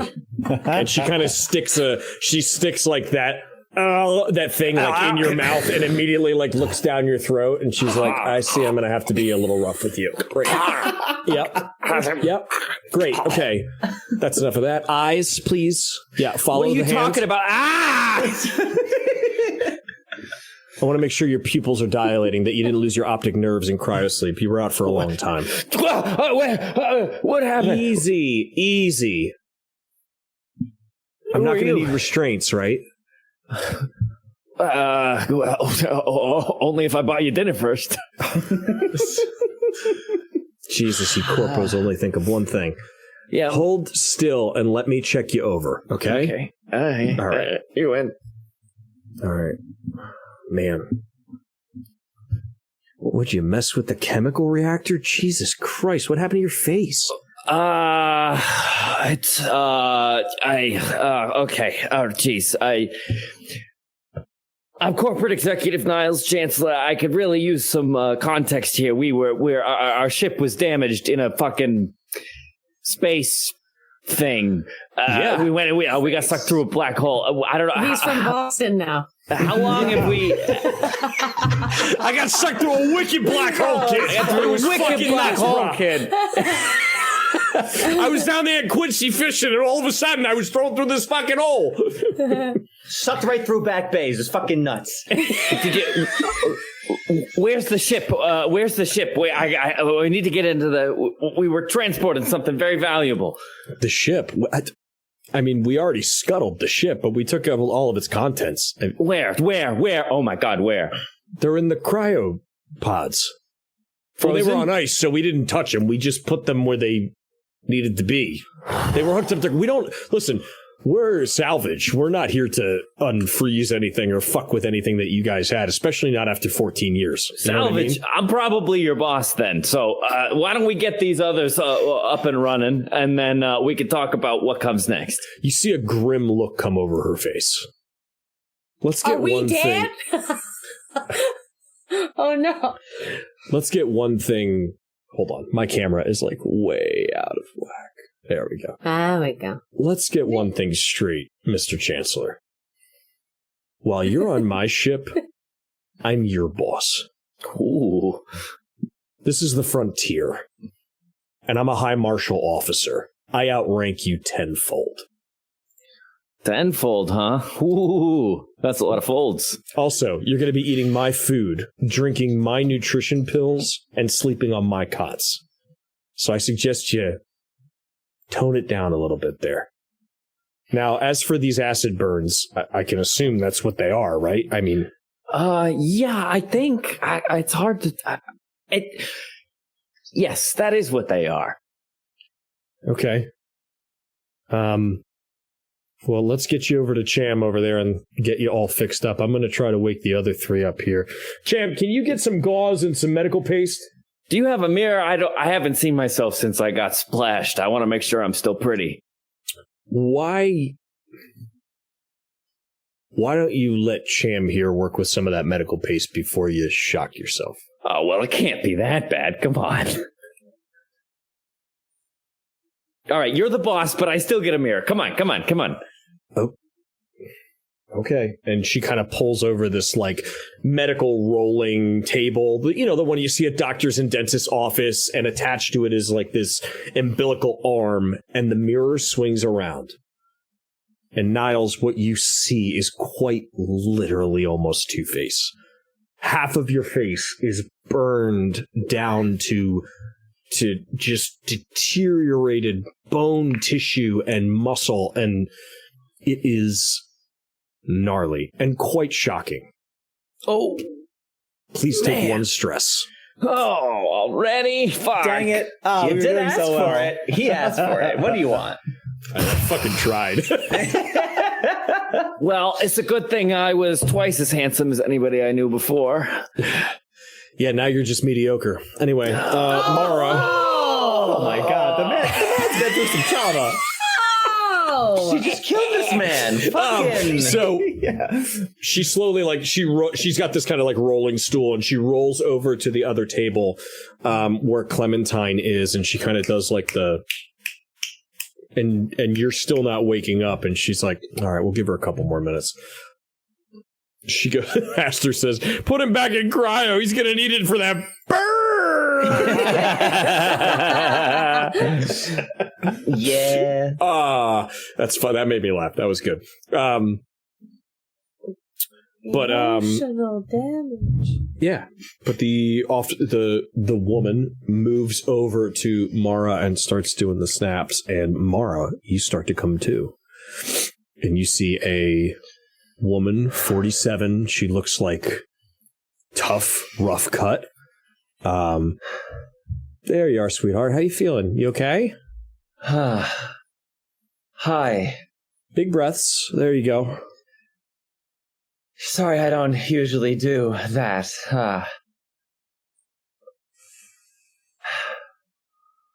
I need details. Yeah, you've been out. Good. We found you floating about 3 light years from LV-426. Good. Your transponder was operating. I don't know if anybody did that, but whoever did, smart move, because we were able to ping you on our travels. You know, we're running between Anchor Point and the military base. We run supplies for Weyland Yutani, and you happen to be directly in our path of travel. Honestly, we thought you were just going to be a salvage mission, but seems it's your lucky day. Oh my god, we don't need your life story. How long were we out? It's going to be your lucky day, too. Do not worry. We are very useful rescue that you managed to pick up. So great. Yes. Well, the first thing you can do to be useful is just follow this. All right, let me see. And she kind of does like down your throat, checks your throat. I'm aware how that.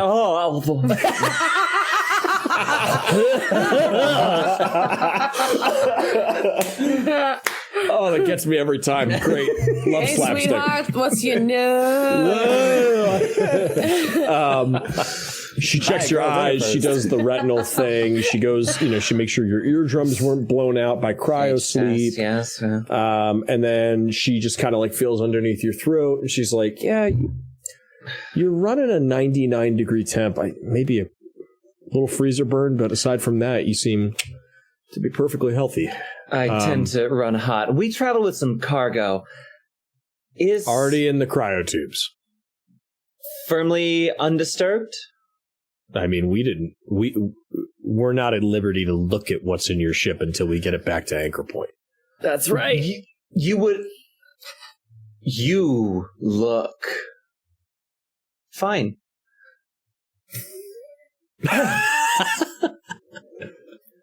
You would notice if any of the damage I'm looking for was evident. So if there was no evident damage, then it's going to be fine and everything's all right. Thank you so much. You are? Miller. Officer Miller is Officer how you can Miller. address me. Yeah. Mara Sinclair, happy to be aboard. Doctor, I presume? And she kind of looks at your lab coat as it's like, there's like a couple of acid burns and the DR is kind of burned off, but it looks like... Absolutely right, ma'am. Okay. Well, Doctor, maybe you can see to your friend Niles over there, who seems to think he's the head honcho on my ship. Maybe you can fix his face up a little stretch, bit. But I'll make it work. Great, thanks. And Miller kind of moves over to Clementine and is going to try one more time and is like, come on. And she kind of gives like a little like tap to get her like going, and you snap into it. Ah, there you are. Rise and shine. How you feeling? You okay? That's right. Just take some breaths. It's all right. You're safe. I got you. Where are we? Well, couple light years from the planet of origin, and you're on the USCS Montero, my ship. Uh-huh. So, good news, you've been saved. Oh, I have something. Yeah, those vials that you had on you? I need to get to Mars. Okay. Right away. That is going to be a bit of a problem. Why? Because you're about 2,000 light years from Mars as we speak. And I'm not going there anytime soon. What? But maybe you can get there through Anchor Point when we drop you guys off, because, you know. But, what about regular years. Regular.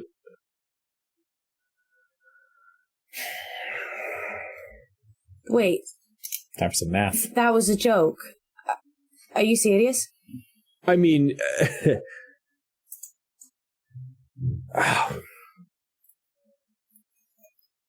you guys were out for about 14 years. Stop. No, it might be a bit to hear, but fuck. I mean, from what we found, it looks like you barely even survived at that. The air scrubbers were busted. You had no FTL drive. Your escape pods were 3 of them were gone. I mean, a near miss is an understatement. I think at this point she starts hyperventilating and then yeah, peeing. Okay, all right, hold on. And Miller goes over and there's an oxygen tank and she kind of pulls a mask off. She goes, just breathe, just get some fresh oxygen, just breathe. It's okay. You're safe now. Everything's okay. You're safe now. Wait. I'm from Mars. What has happened? Well,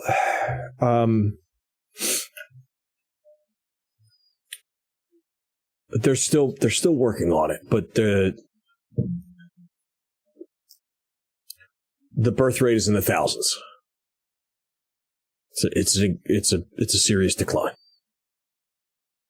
At least that's the last I've heard from, the local broadcast from the USCSS, but. How can I get in touch? At least. Well, yeah. I mean, right? You must have something. I can try, but again, we're talking. It's gonna be at least a year's delay before it even gets there. A year's delay. Miss. She's looking for a name tag and there's nothing on you. And she's like, Mr. Rang, I don't know how to put this gently, but it's a miracle you're alive. It's a miracle we found you.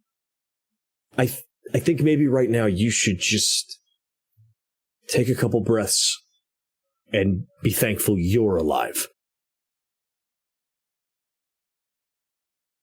She just kind of leans back. Yeah. Here, take a couple more hits of that. And she hands you the oxygen tank and maybe turns up the nitrous just a little bit. Sure. Level you out just a little bit. Yeah. Good shit. See you. And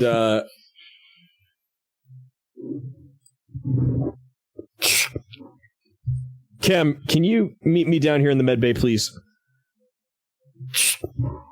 Yeah, Mother, give me a couple minutes. I'm still getting this medical paste ready. The cream's being a real bitch today. It's not mixing right.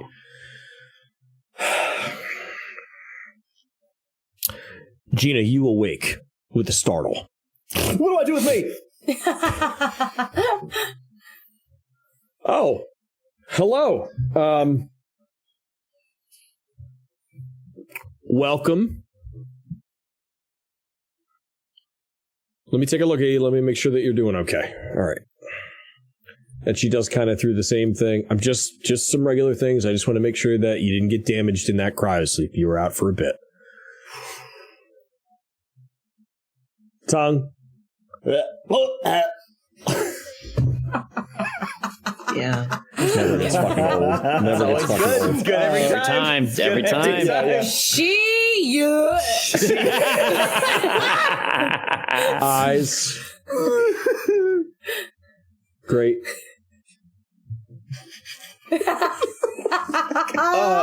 To whom do I owe the pleasure? Miller, Officer Miller. This is my ship, the Montero. All right. Do you know what happened to, actually, it's funny. I don't think that ship and I ever got acquainted. The ship I was on, how's she doing? How's it doing? Yeah. Well, it's scuttled. So. God damn it, that means 2 ships I lost in the last... Wait, how long has it been? It's been about 14 years. 3 months, 39 days.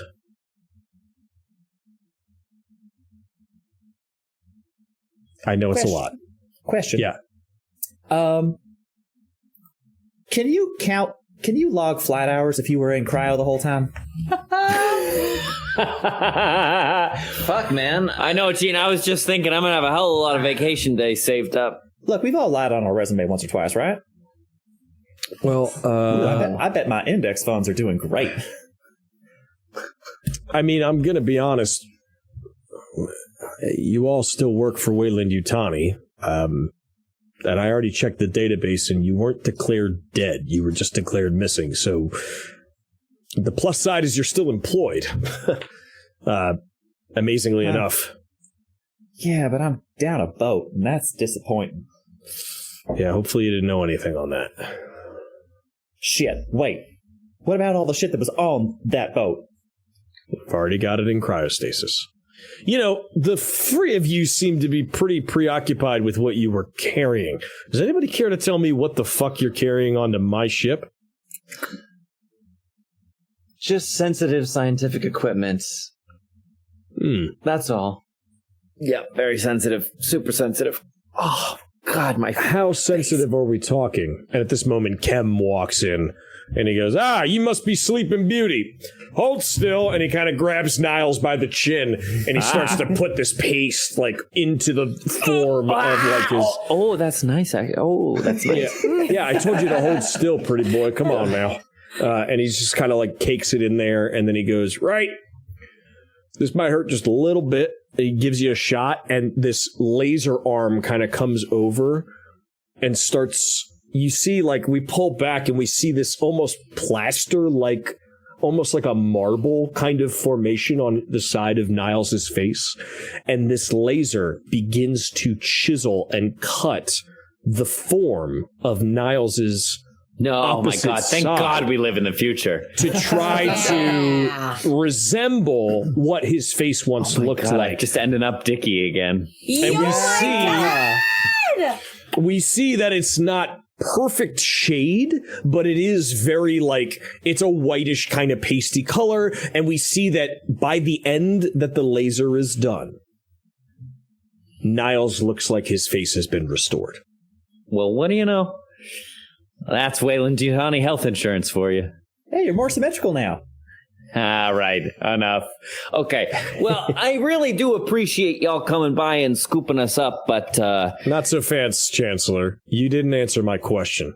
How sensitive are we talking? More sensitive than it's worth to tell to you right now, I'll tell you that much. I know you're the boss, but whatever was in that cargo bay, we're still the boss of, okay? Chancellor, if I may. All right. With my permission, yeah? It would... Yes. Permission granted. Wait, don't say it. Permission granted. Now say it. So I think it would be... It is the sort of sensitive that would behoove both us and also anyone who brings us to the company's radar to be discovered once again. Got it. And I hold up my chief science officer clearance that I took from the corpse of the one who was. Oh, okay. Why don't you give me a wits roll to try to bluff this officer that that's your actual badge? Let's go. Okay. All right. Just straight wits? Yeah. Give me a wits roll. Yeah, I changed my name. Feeling witty. It got burned off a little bit in all the acid, you know. I had a new life. Yeah, witness protection. Oh, shit, I'm not supposed to talk about it. Oh, whoopsie. All right, that one's cocked. Uncock. 1 success. Okay. She looks at it. She goes, all right. Doctor, let's make sure that we keep whatever's in that cargo hold in good shape. We are simpatico, Miller. 2 rules on my ship now that you're all awake. Everybody works, nobody quits. If you don't like it, there's the airlock. That's what I say. That is what she said. You miss any points to Gina. You're Miss Harper. And a fellow freighter captain, so I understand the order of operations here. I am under your command. This is your ship, your rules. I would expect the same courtesy on one of my ships. However, both of my ships are currently scuttled. But once I have one back, then the same rules apply. Great. Miss Harper, I think you and I are going to get along just fine. If you can head up to the flight deck, you'll find Miss Davis up there. She's currently piloting our course. Maybe you can give her a hand with the 1s and 2s. How's that sound? She'll walk by Clem on the way out, having clocked a bit of an accent, and go, "Howdy, cowboy. Where are you from?"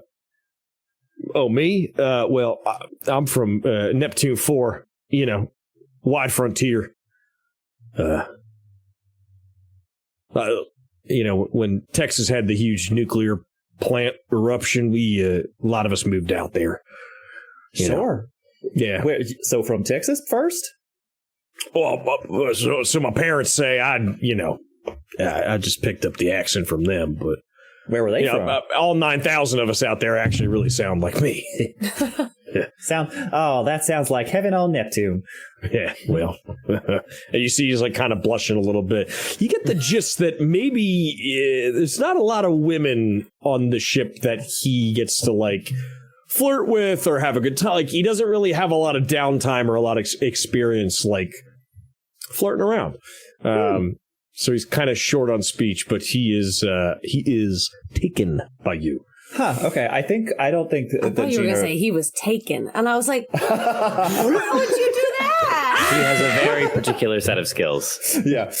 I think a lot of that sort of goes, I don't think Gina's the most socially adept. I think a lot of that sort of falls on deaf ears. But like, all right. Well, but like we have all right. Well, we have something in common. I'll see you around, cowboy. And she'll go on up to the airlock. As he's like pasting onto Niles' face, kind of like to get kind of the chiseled jaw right and to get like, he's like kind of fixing up the last things. He missed the spot where the ear almost got fully burned off. He's like kind of caking that on. He's like, yeah. Just make sure the cheekbone can still cut glass because that's the most important thing. And he like kind of jabs it a little bit to shut you up. Hey, Ma, did you hear that? She called me cowboy. She's got spunk. I like her. She can stay, right? For a little bit? All right. That's great. And Miss Miller is like, now you see that?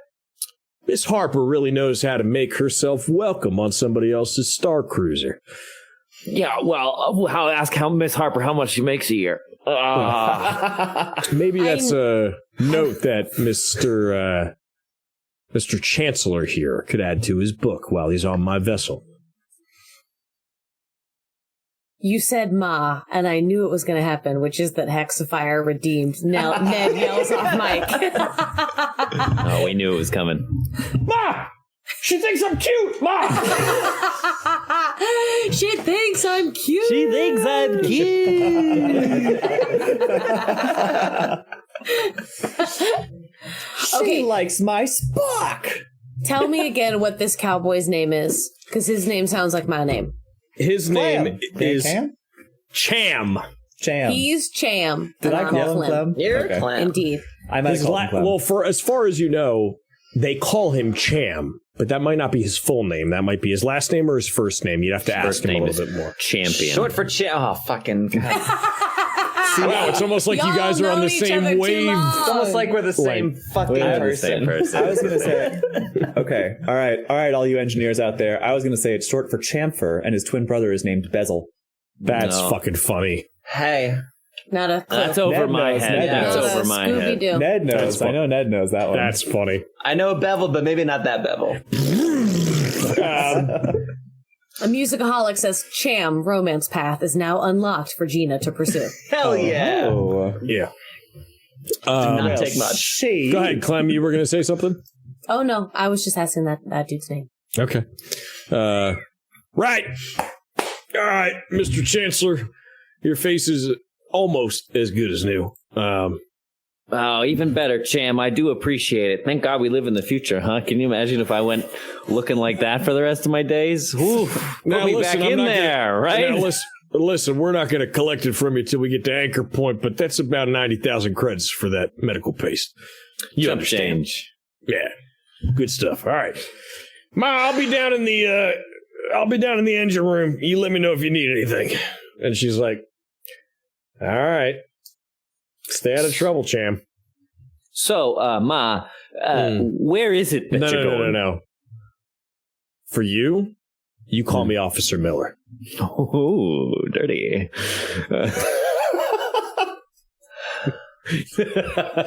Listen, to save you just a little bit of embarrassment, I think we got off to the wrong foot here. Chancellor, why don't you give me a straight agility roll? Uh-oh. Oh. Uh-oh. She gonna clock this dude? Fuck! Is she going to clock him in the fire? All right, here we go. Straight agility. How'd you like a cold mean slap? Stupid games, man. Stupid prizes. Yeah, win stupid prizes. You're right. In my defense, I'm just coming out of cryosleep. Okay. In my defense, And I'm a this piece is of shit. different than what you usually... In my defense, I was always an asshole. Yeah, right. It's on my character sheet. I got always one an asshole. success. I got one success. Okay.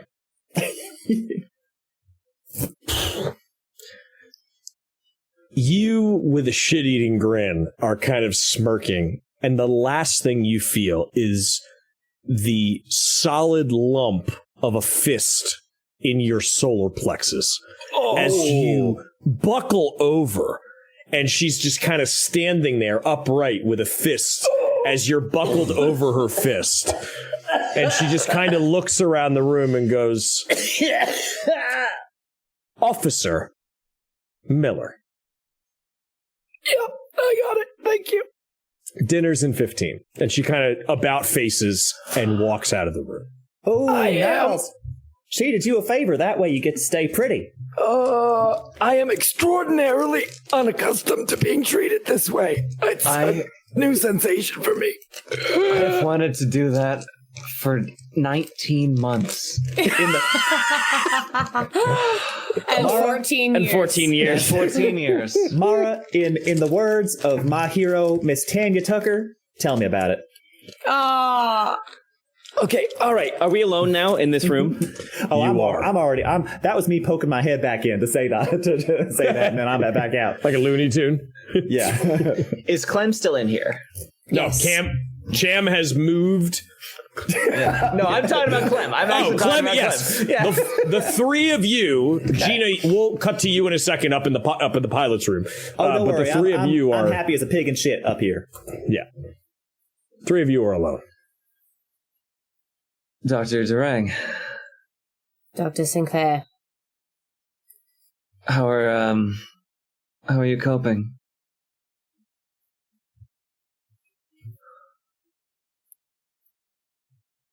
No, well.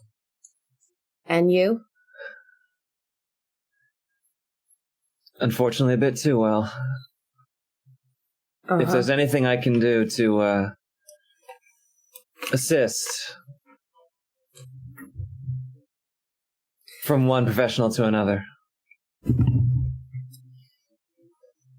I don't know where we're going at this point. How... I can't imagine, like, the children that were in the NICU when I left are 13 or dead. That's it. This was what I've never left Mars before this. And I thought I'd be returning a hero. And now I don't even know where we're going.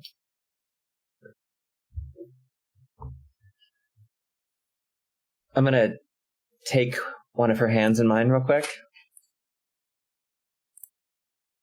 There will still be souls to save back there. The help will be no less welcome 14 years later than it would have been when you got there. Oh, that's very sweet. Thank you, Doctor.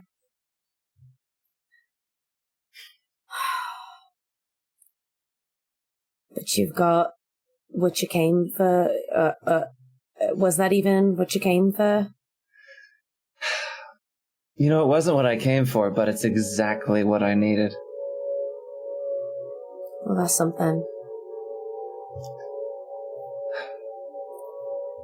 You know, I think I'll have a word with Miller before she gets too far gone.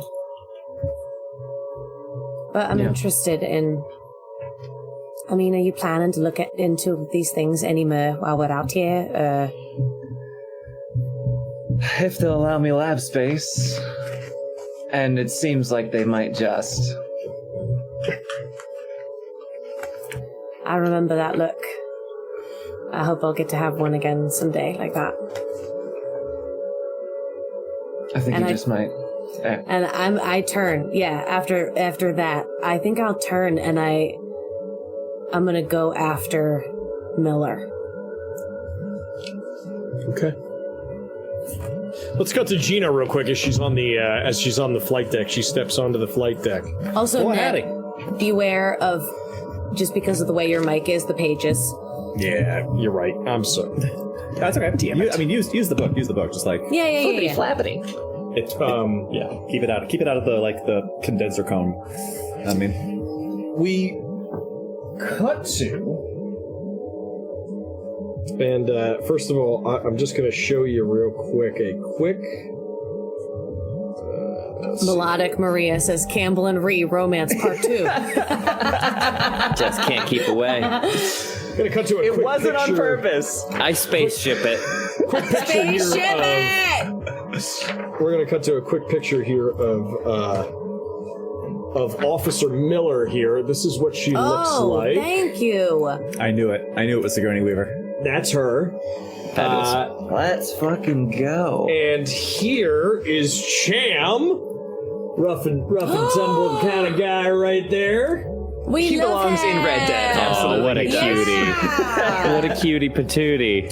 And the last one we cut to is as Gina walks into the piloting deck, we see a woman who is got her feet on the dash and is kind of leaned back like this. She's got a baseball hat, a Boston Red Sox baseball hat, kind of down. Go Sox. Even in the future, they're still around. You can't keep a good sock down. Hey! Go Sox! And we see she's in there, and I Can't Drive 55 by Sammy Hagar is blasting on the speakers. Hot dog. And you just see, as you get up there, you see the fucking stars flying by of the FTL drive. Well, by my stars, either I have been in cryo sleep far too long, or, if my eyes do not deceive me, you must be the pilot of this boat. And you just see her, and she's like, "That's me." And you Takes a certain time. Name's Gina Harper. I'm a pilot myself, but I am fortunate enough to be rescued by you and your crew here. So while I'm on your ship, I mean, I am at your beck and call. Well, I don't know why she sent you up here. There's not much to do. I mean, we're only traveling at, Mach 68, and say less. I pull up a chair and I put my feet up on the dash. Yeah, exactly. Yeah. Cham said you were out for 14 years. That's what they tell me. Yeah. I don't think it's quite hit me yet, but at the same time, I didn't really have a lot tying me to that space and time. I mean, I had my cousin Freddie.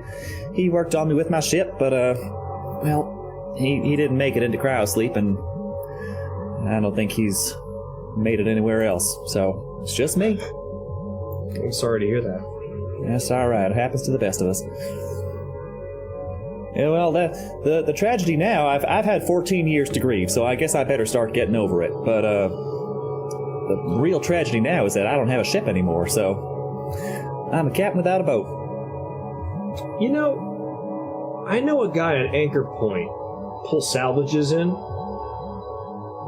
He's got a couple of used ones in the back. Now, I'm not saying that they can hit FTL real well, but they'll get you from point A to point B for some short runs.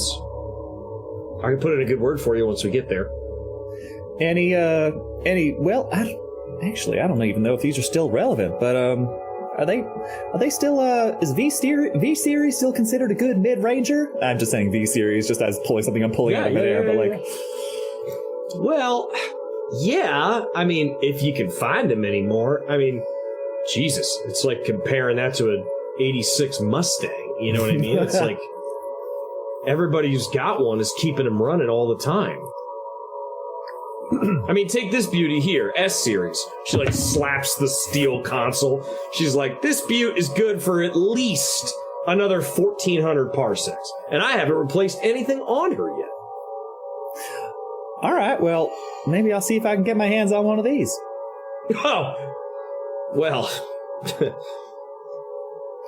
might need to do a couple more runs before you can grab one of these. I mean, and you can see, like, the way she's kind of, like, rubbing the console. She's, like, in love with this shit. Baby, yeah. On a level. You get exactly what that's like. Yeah, it's like she has like a little bit of a little pang of pain, I think, because she had that until recently. Well, not that recently, but what feels like recently. Maybe after dinner, I'll ask Officer Miller if I can pull her out of FTL Drive, and maybe you can take her for a spin. Could you? Maybe. Because, don't tell anybody, but at our last drop, I traded some of our cargo for some extra fuel so I could do some burnouts while everybody's asleep in cryo. It's a fun time. Let's do some donuts in the parking lot. You know, some real, like, fucking flip turns, man. It's cool. And this thing handles like nobody's business. And the two of them just hit it off as we cut back to Clem, who is now following Miller. I'm going to change the mood because I didn't see that coming. And he says Captain Miller? Officer Miller, thank you. But she is I'll never forget that. Is she the... She is the captain. You can call her captain. Well, you know what? You say what you think you're going to say. Mm-hmm. So I think I'm trailing after her a little bit. Where's she headed? She's headed to... I'm going to see if I can pull up a... It's funny, I was able to find some maps online and some that aren't. So, this is the USCSS Montero, right there. Montero, cool. So, that's the ship. Call me by your name.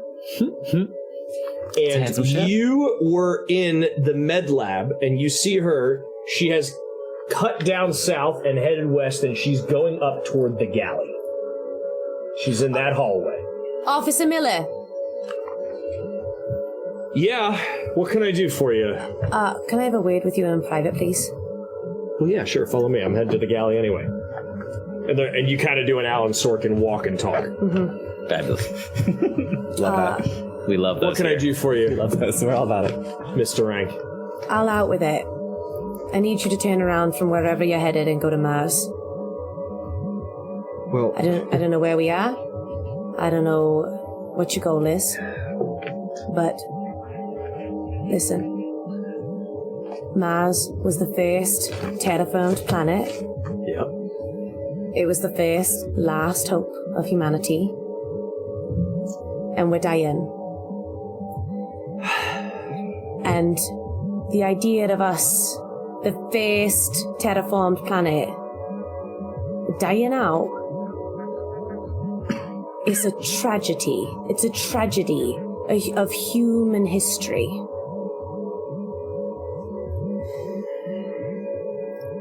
I don't know where you're headed, but I'd like to try and make it worth your while. How is a Corpo card with $2 million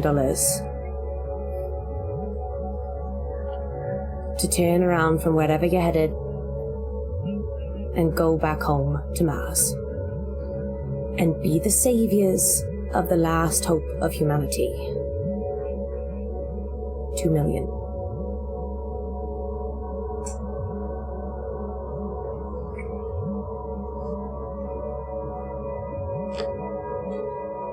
Mr. Rang, I understand. Let me retcon that. I can empathize with how hard it must be to come out of 14 years of cryosleep. You can't. Well, Nor can you understand what it's like to spend your life as the first generation growing up on the last hope of humanity, and then raising the next and watching them start to die. you're right. I can. I'll tell you what I'll do. I run a tight ship. The only thing I can do is put it to a vote. I'm gonna ask you to keep this private. Because the money's not on me. I'll have to do a little something to get it. I'm gonna ask you to keep this between us. Think on it. Will ya? This is my life's work, and it's more than that. It's the history of humanity. And you might as well just dump me out if you won't work with me, but I'll give you a moment to think on it. Shall I leave you alone? Let me understand this.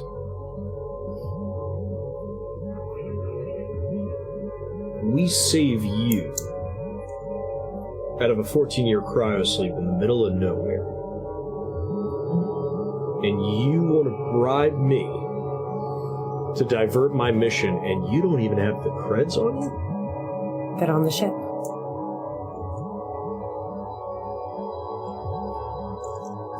Mr. Rang,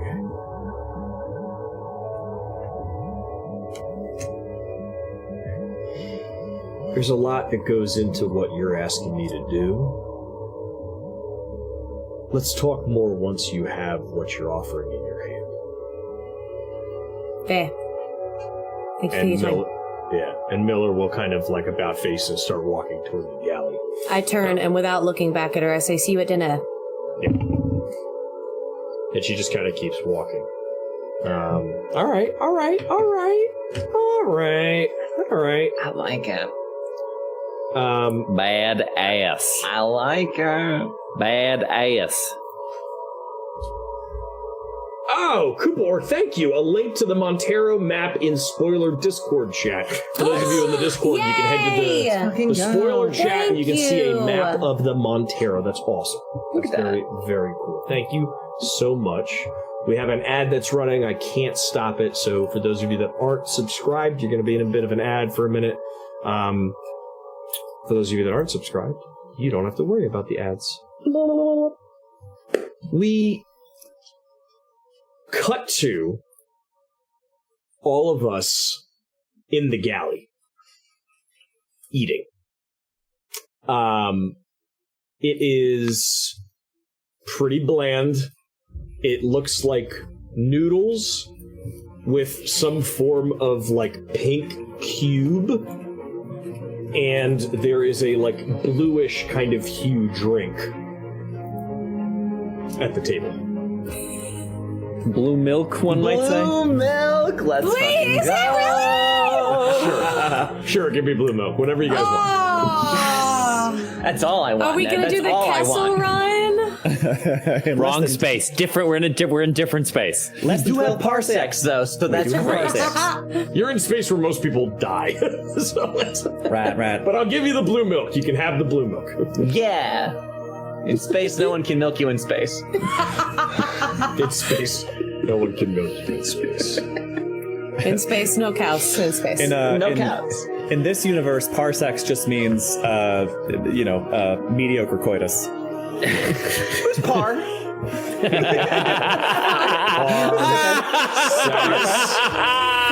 It was, okay. Good night, everyone. Wait, Hit me, Campbell. everyone listen to me. Okay, it was come see, come saw, if you will. Minus, except that's two more. That's double the coming that. That's true. That's 2 times more than we expected. Oh boy, That's 2 times more than we hoped for. As we sit around I the need a table, fan. as we sit around the I have table, extra.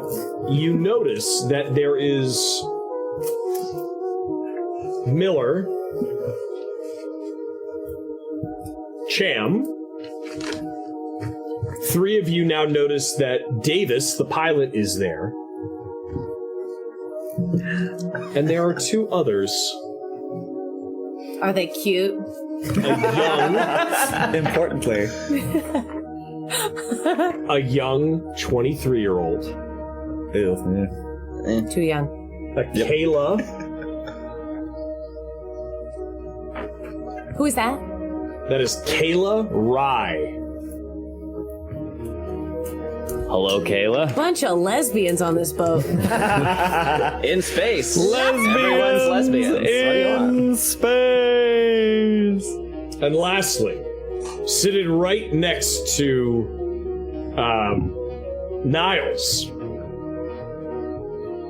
is Somebody- John J. Wilson. Fucking name on that guy. Come on. Come on. John J. Wilson. How old? Did I see 43? The best age? Yeah. 43! And John sits down next to Niles. He's the last one to the table. And he goes, Mr. Chancellor, why, it is a privilege to meet you. And he shakes your hand, and you see on his hand a Weyland Yutani Academy signet ring. Well, finally, some proper respect on this boat. Welcome, welcome, sir. Thank you. It is, and to use. I don't mean to blow smoke where it doesn't belong, but your paper on economics in the frontier, some of the best stuff that's ever been written, I gotta say. Thank you. No, see, people are always just, people are just always so charmed by my good looks, they don't usually notice my brilliant intellect, so I really do appreciate that. That's right where the smoke should go. Of course. I happen to be on, liaison here with the crew, but I just wanted to let you know that if you need anything at all, you need to confide in anything, please don't hesitate to ask me, okay? From one graduate to another. All right. Let me make sure that I'm still employed before you start kissing my ass. All right. So, You're like Goro. You're like the Goro of wholesome horny. All right. No, I do appreciate it. Can you tell? No one is the officer solar plexus over here has not deigned yet to tell. Officer Miller. Hi, hey, how are you? Yeah, so anyway, Officer Miller has not so far elucidated us as to where we are actually going. I'm grateful for you all scooping us up, but we got to get to some sort of colony or corporate base because after 14 years, I'm bound to have a lot of vacation time built up, and so I want to take stock of where I'm at. Gina will elbow whoever she's sitting next to and go, I bet enough time has passed that this joke is funny again. Y'all sit down to a dinner party. How do you tell who the Weyland Yutani attendees are? University attendees, graduates are. They'll tell you. Don't worry, they'll tell you. Leah, the pilot, Davis, is like, spits out her blue drink. Y'all really haven't heard that one? Oh man, that was passe back in my time. That's good. Holy heck, Gina, that was funny. Yeah, for free. Officer Miller kind of stands, hands on the table, and goes, all right, everybody, enough. You 4, I don't expect you to understand, but we're running about 3,500 tons worth of minerals, cargo, proteins, and we're running it between the Frontier and Anchor Point Station. So, we're heading back to Anchor Point Station. What is that? Well, it's about, I don't know. Davis, what do you think? I don't know, another 34 light years? And once we're there, you can talk and do whatever you need to. And before she can finish what she's saying, we hear...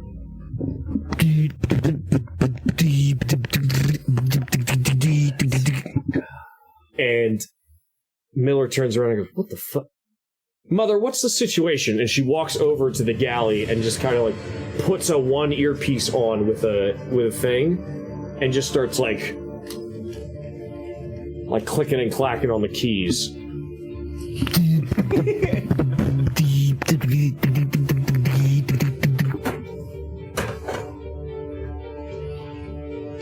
And she just kind of takes off her thing and she's like,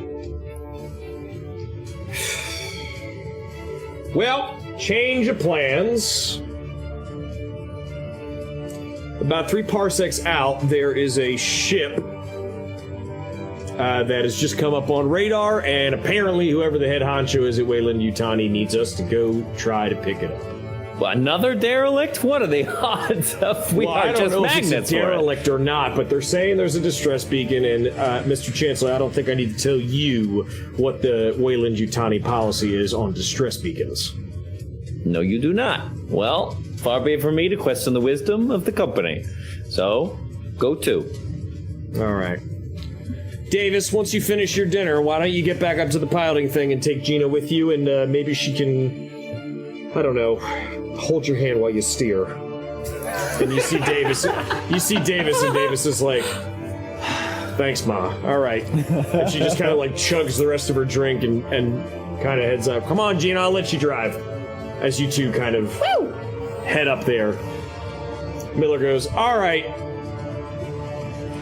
Whatever this is, let's get it out of the way quick and fast. I don't want to throw our payoff or get it docked any more than it already has for picking you all up. All right? Let's keep this by the numbers. Foot to heel. All right? Maybe we'll get lucky. Maybe there'll be somebody actually fucking alive this time. I mean, we found you. What are the odds that lightning strikes twice? Pretty good, if you know where it's striking. Sure. Okay. And Miller just kind of like walks off. Time is yours. I think I'll head up to the bridge with Davis. Okay. You head up to the bridge. Davis plots a course to where the distress beacon is coming from, redirects the light travel, and you are on the way. She goes, all right, I'll let you drive for a second. Hold on. And pulls it out. You come out of light travel, and the controls are yours. If you want, you can give me a piloting check. Yay! Don't mind if I do. And Pilot Davis, while I am doing this, I would ask you to illuminate for me what 14 years in the future your procedures are when approaching a potentially derelict spacecraft. What sort of scans you run, etc., etc. Well, I've actually hotkeyed it right here, and she points to this button, and it looks like it's just a big green button, and there's a little sticky note on there that says, the juicy good thing. Yes! All right, break this down for me, Davis. What kind of... Fucking love it. Break this down for me, Davis. What kind of scans we running here? Thermal, chemical, bio... well, you name it. It kind of goes through everything. Alien life forms, xenomorphic, the whole 9 yards. Xenomorphic. Just built right in. Well, it's never we've never found anything No, of course. Kind of a myth, than anything. Yeah, no, it's just back we were just barely starting to hear about that 14 years ago. So I guess that's a common procedure now, huh? Well, we just double check. I mean, you know, the UNSCSS Marines, you know, when they go in somewhere, I mean, we've heard some horror stories at Anchor Point. Right. Sometimes they fight some gnarly ass shit. Good. Okay. Well, you know, luck favors the prepared. I was just curious. So wait, if it's been 14 years, has aliens happened now? No. Okay, all right, never mind. I think Aliens is what, 50 years after Aliens, something like that? Mm-hmm. Yeah. Oh, right, yeah. Or like in between. I thought we kicked off in the year of Aliens. I'm sorry, you're correct. We And have now kicked we're- off, yes. We're 14 years past So Aliens has happened. Yes. Aliens has happened. So now the whole universe, yeah. So xenomorphs are in the universe. They know about them, but like 14 years, they still are kind of like, for frontier travel, like they're not all over the place. Like you have to be in the areas of where they might be. So these For most people, have they'd be like myths. Yes, exactly. 2 successes. Great. You fucking fly this bad boy like... Yeah, exactly. And this thing fucking moves. Great, let's cut to the other 3. Does a ship of this size have its own science bay? Yes. Or yes, science it officer does. on retainer? I will make my way there and see what I can ascertain. Okay. You head to the science bay, which would also be the med lab. They're kind of one and the same. Oh, so where we woke up. Okay. Yeah. And you don't see... You see, like, all the basic med lab equipment and such, but you don't see any, like, there's no life form or anything in there. It's just kind of empty at the moment. I hate to see an empty lab. Then I will find whoever I can, and maybe this is someone on the way, just inquiring about, like, if I can do a sweep of the cargo they picked up from us. Just to... I'll like lean over and say, like, why don't we go do a little inventory, if you know what I mean. Not so close, but yes. Yeah. All right, so y'all want to head to the cargo bay and try to find... All right. Make sure they didn't lose my luggage on the fucking baggage thing coming out of the plane. As you leave These eggs the are going in lab, circles. you head this way down toward Cryo, which is down that way. And that is where they are holding everything. As you arrive, you see 5 cryopods. Not enough for everybody. 5 for the amount of people that are on the ship. And you see linked in the 7 stacked cases of your cargo. Well, they look all right. Yes, I'm gonna check the readouts on the displays, make sure that nothing has been at all jostled or any of the cryo settings were at all off put, because I don't trust anyone else to make those checks. I will do them myself. All right, give me Comtech plus heavy machinery. All right. Kazi says, no, Mara and Niles don't contribute to the spread of xenomorphs across the universe. Oh god, they can't hear me. Oh god, they're not genre aware. Well, right, we still wouldn't know, because aliens has happened, but we still wouldn't know what happened. We know that there's the one. I'm trying to piece together where we're at. Yeah, it's tricky. It's tricky. Yeah. Your knowledge 2 successes. Okay, great. You check them all. They all look kosher. All right. One of the cases is reading a little bit warmer than the others. Good thing we checked. I'm going to do what I can to either adjust or if I have to, I will look for the... We'll pull power from one of the pods if you have to. We're not going into cryosleep anytime soon. I was about to. Thank you very much. Well, good. I'm glad I suggested it. Great idea. Glad I thought of it. Anyway. I knew 14 years of peace and I was not conscious for it. I can't believe it. So yeah, I will do whatever is necessary to ensure that slightly less cool. We fix that a little bit here, please. You do so, but you're pulling from one of the pods, which means it might shut down one of the pods. Not one of the other aliens. Pull from like the cryopods for people that no one. Yeah. Okay. Yeah. I'm just giving her the parameters, the repercussions. That one of those pods, once shut down, takes a day, about 24 hours to recycle and keep like up running. So, and there are 5 of them. There's 5 of them. I mean, if one of these things gets out, that's the end of the line for all of us. But listen, Mara, okay? Look, we've been out of the game for 14 years, okay? I don't know what the scramble is going to be like, okay? But I intend to make a glorious comeback. And these puppies, these are the sleigh I'm riding into corporate headquarters on, okay? So we got to make sure it's you and me. We're a team here. Mara. We got to make sure all is floating along just as it should here.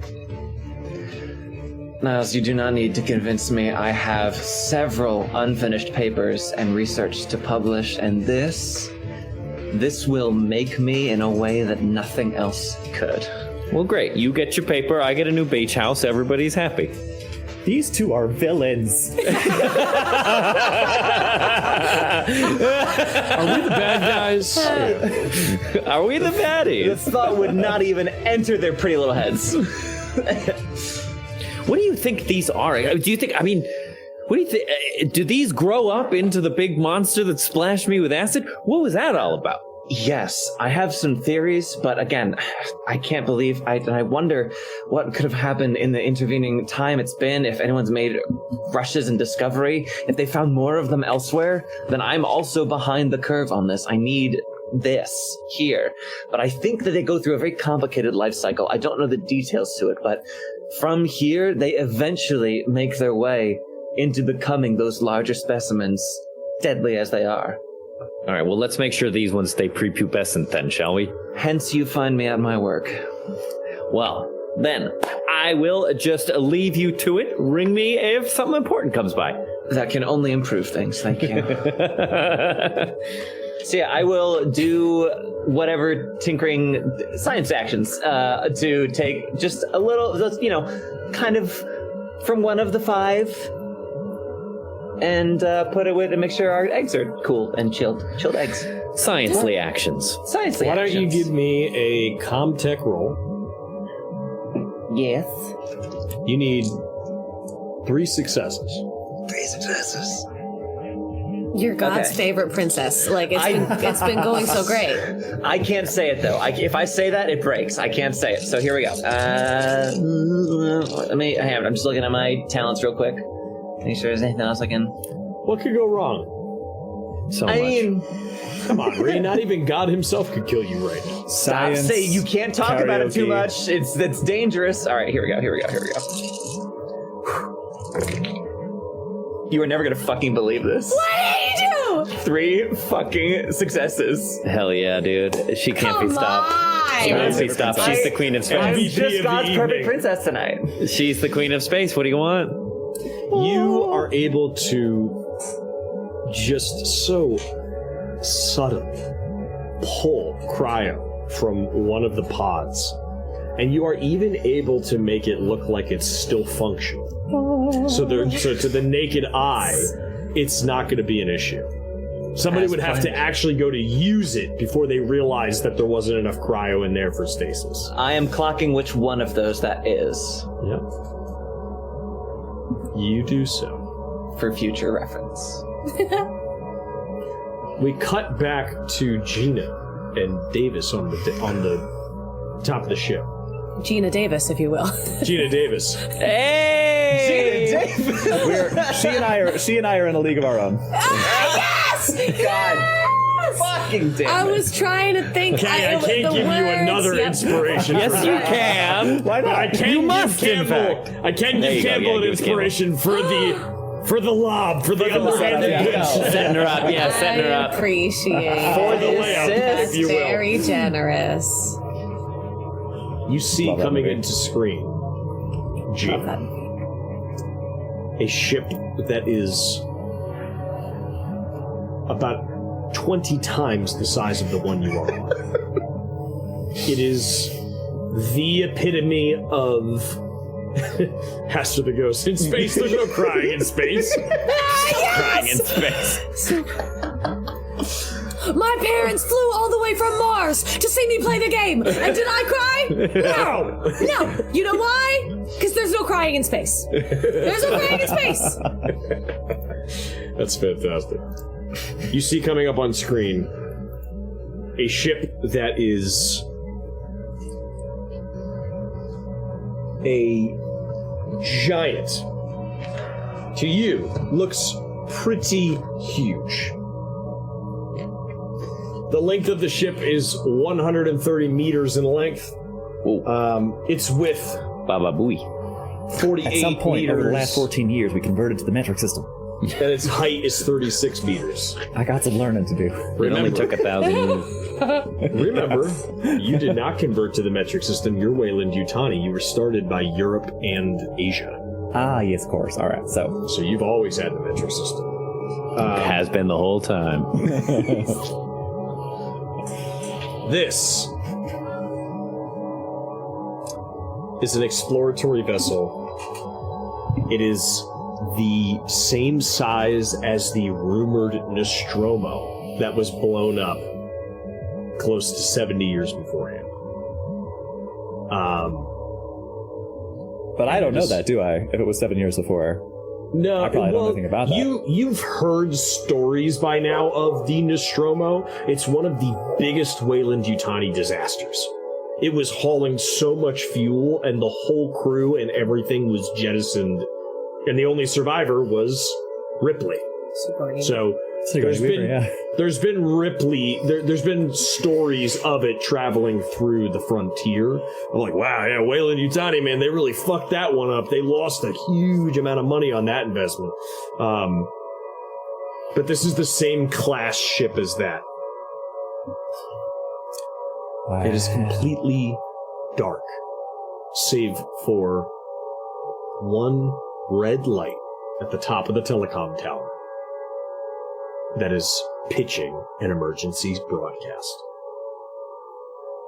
And as you come into view,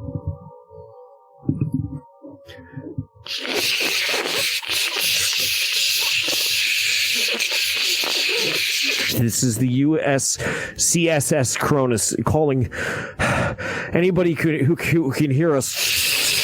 We need immediate help. We need immediate help.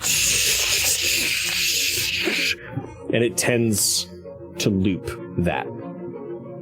Campbell knows a distress beacon is one of my favorite tropes. Loves it. She loves it. I know. Oh, come on. No way. Friends. That All right. is where we will stop for tonight. Aliens! What are the odds? Fabulous. Fun stuff, everybody. And it's a ghost ship! Yeah, Melodic Maria was like, ghost ship! That's so good. That's so fucking delicious. Okay. That's so fun. So you made it out by the skin of your teeth there, and you happened to come across another debacle, right? And how are you going to get out of here? You have to stick with this crew. This is the only ship you got. So, anyway, we hope that all of you have enjoyed our episode 3 here. We will be back next Monday, same Goon place, same Goon time, 7 p.m. Eastern Standard Time here. Listen, if you're new here, welcome.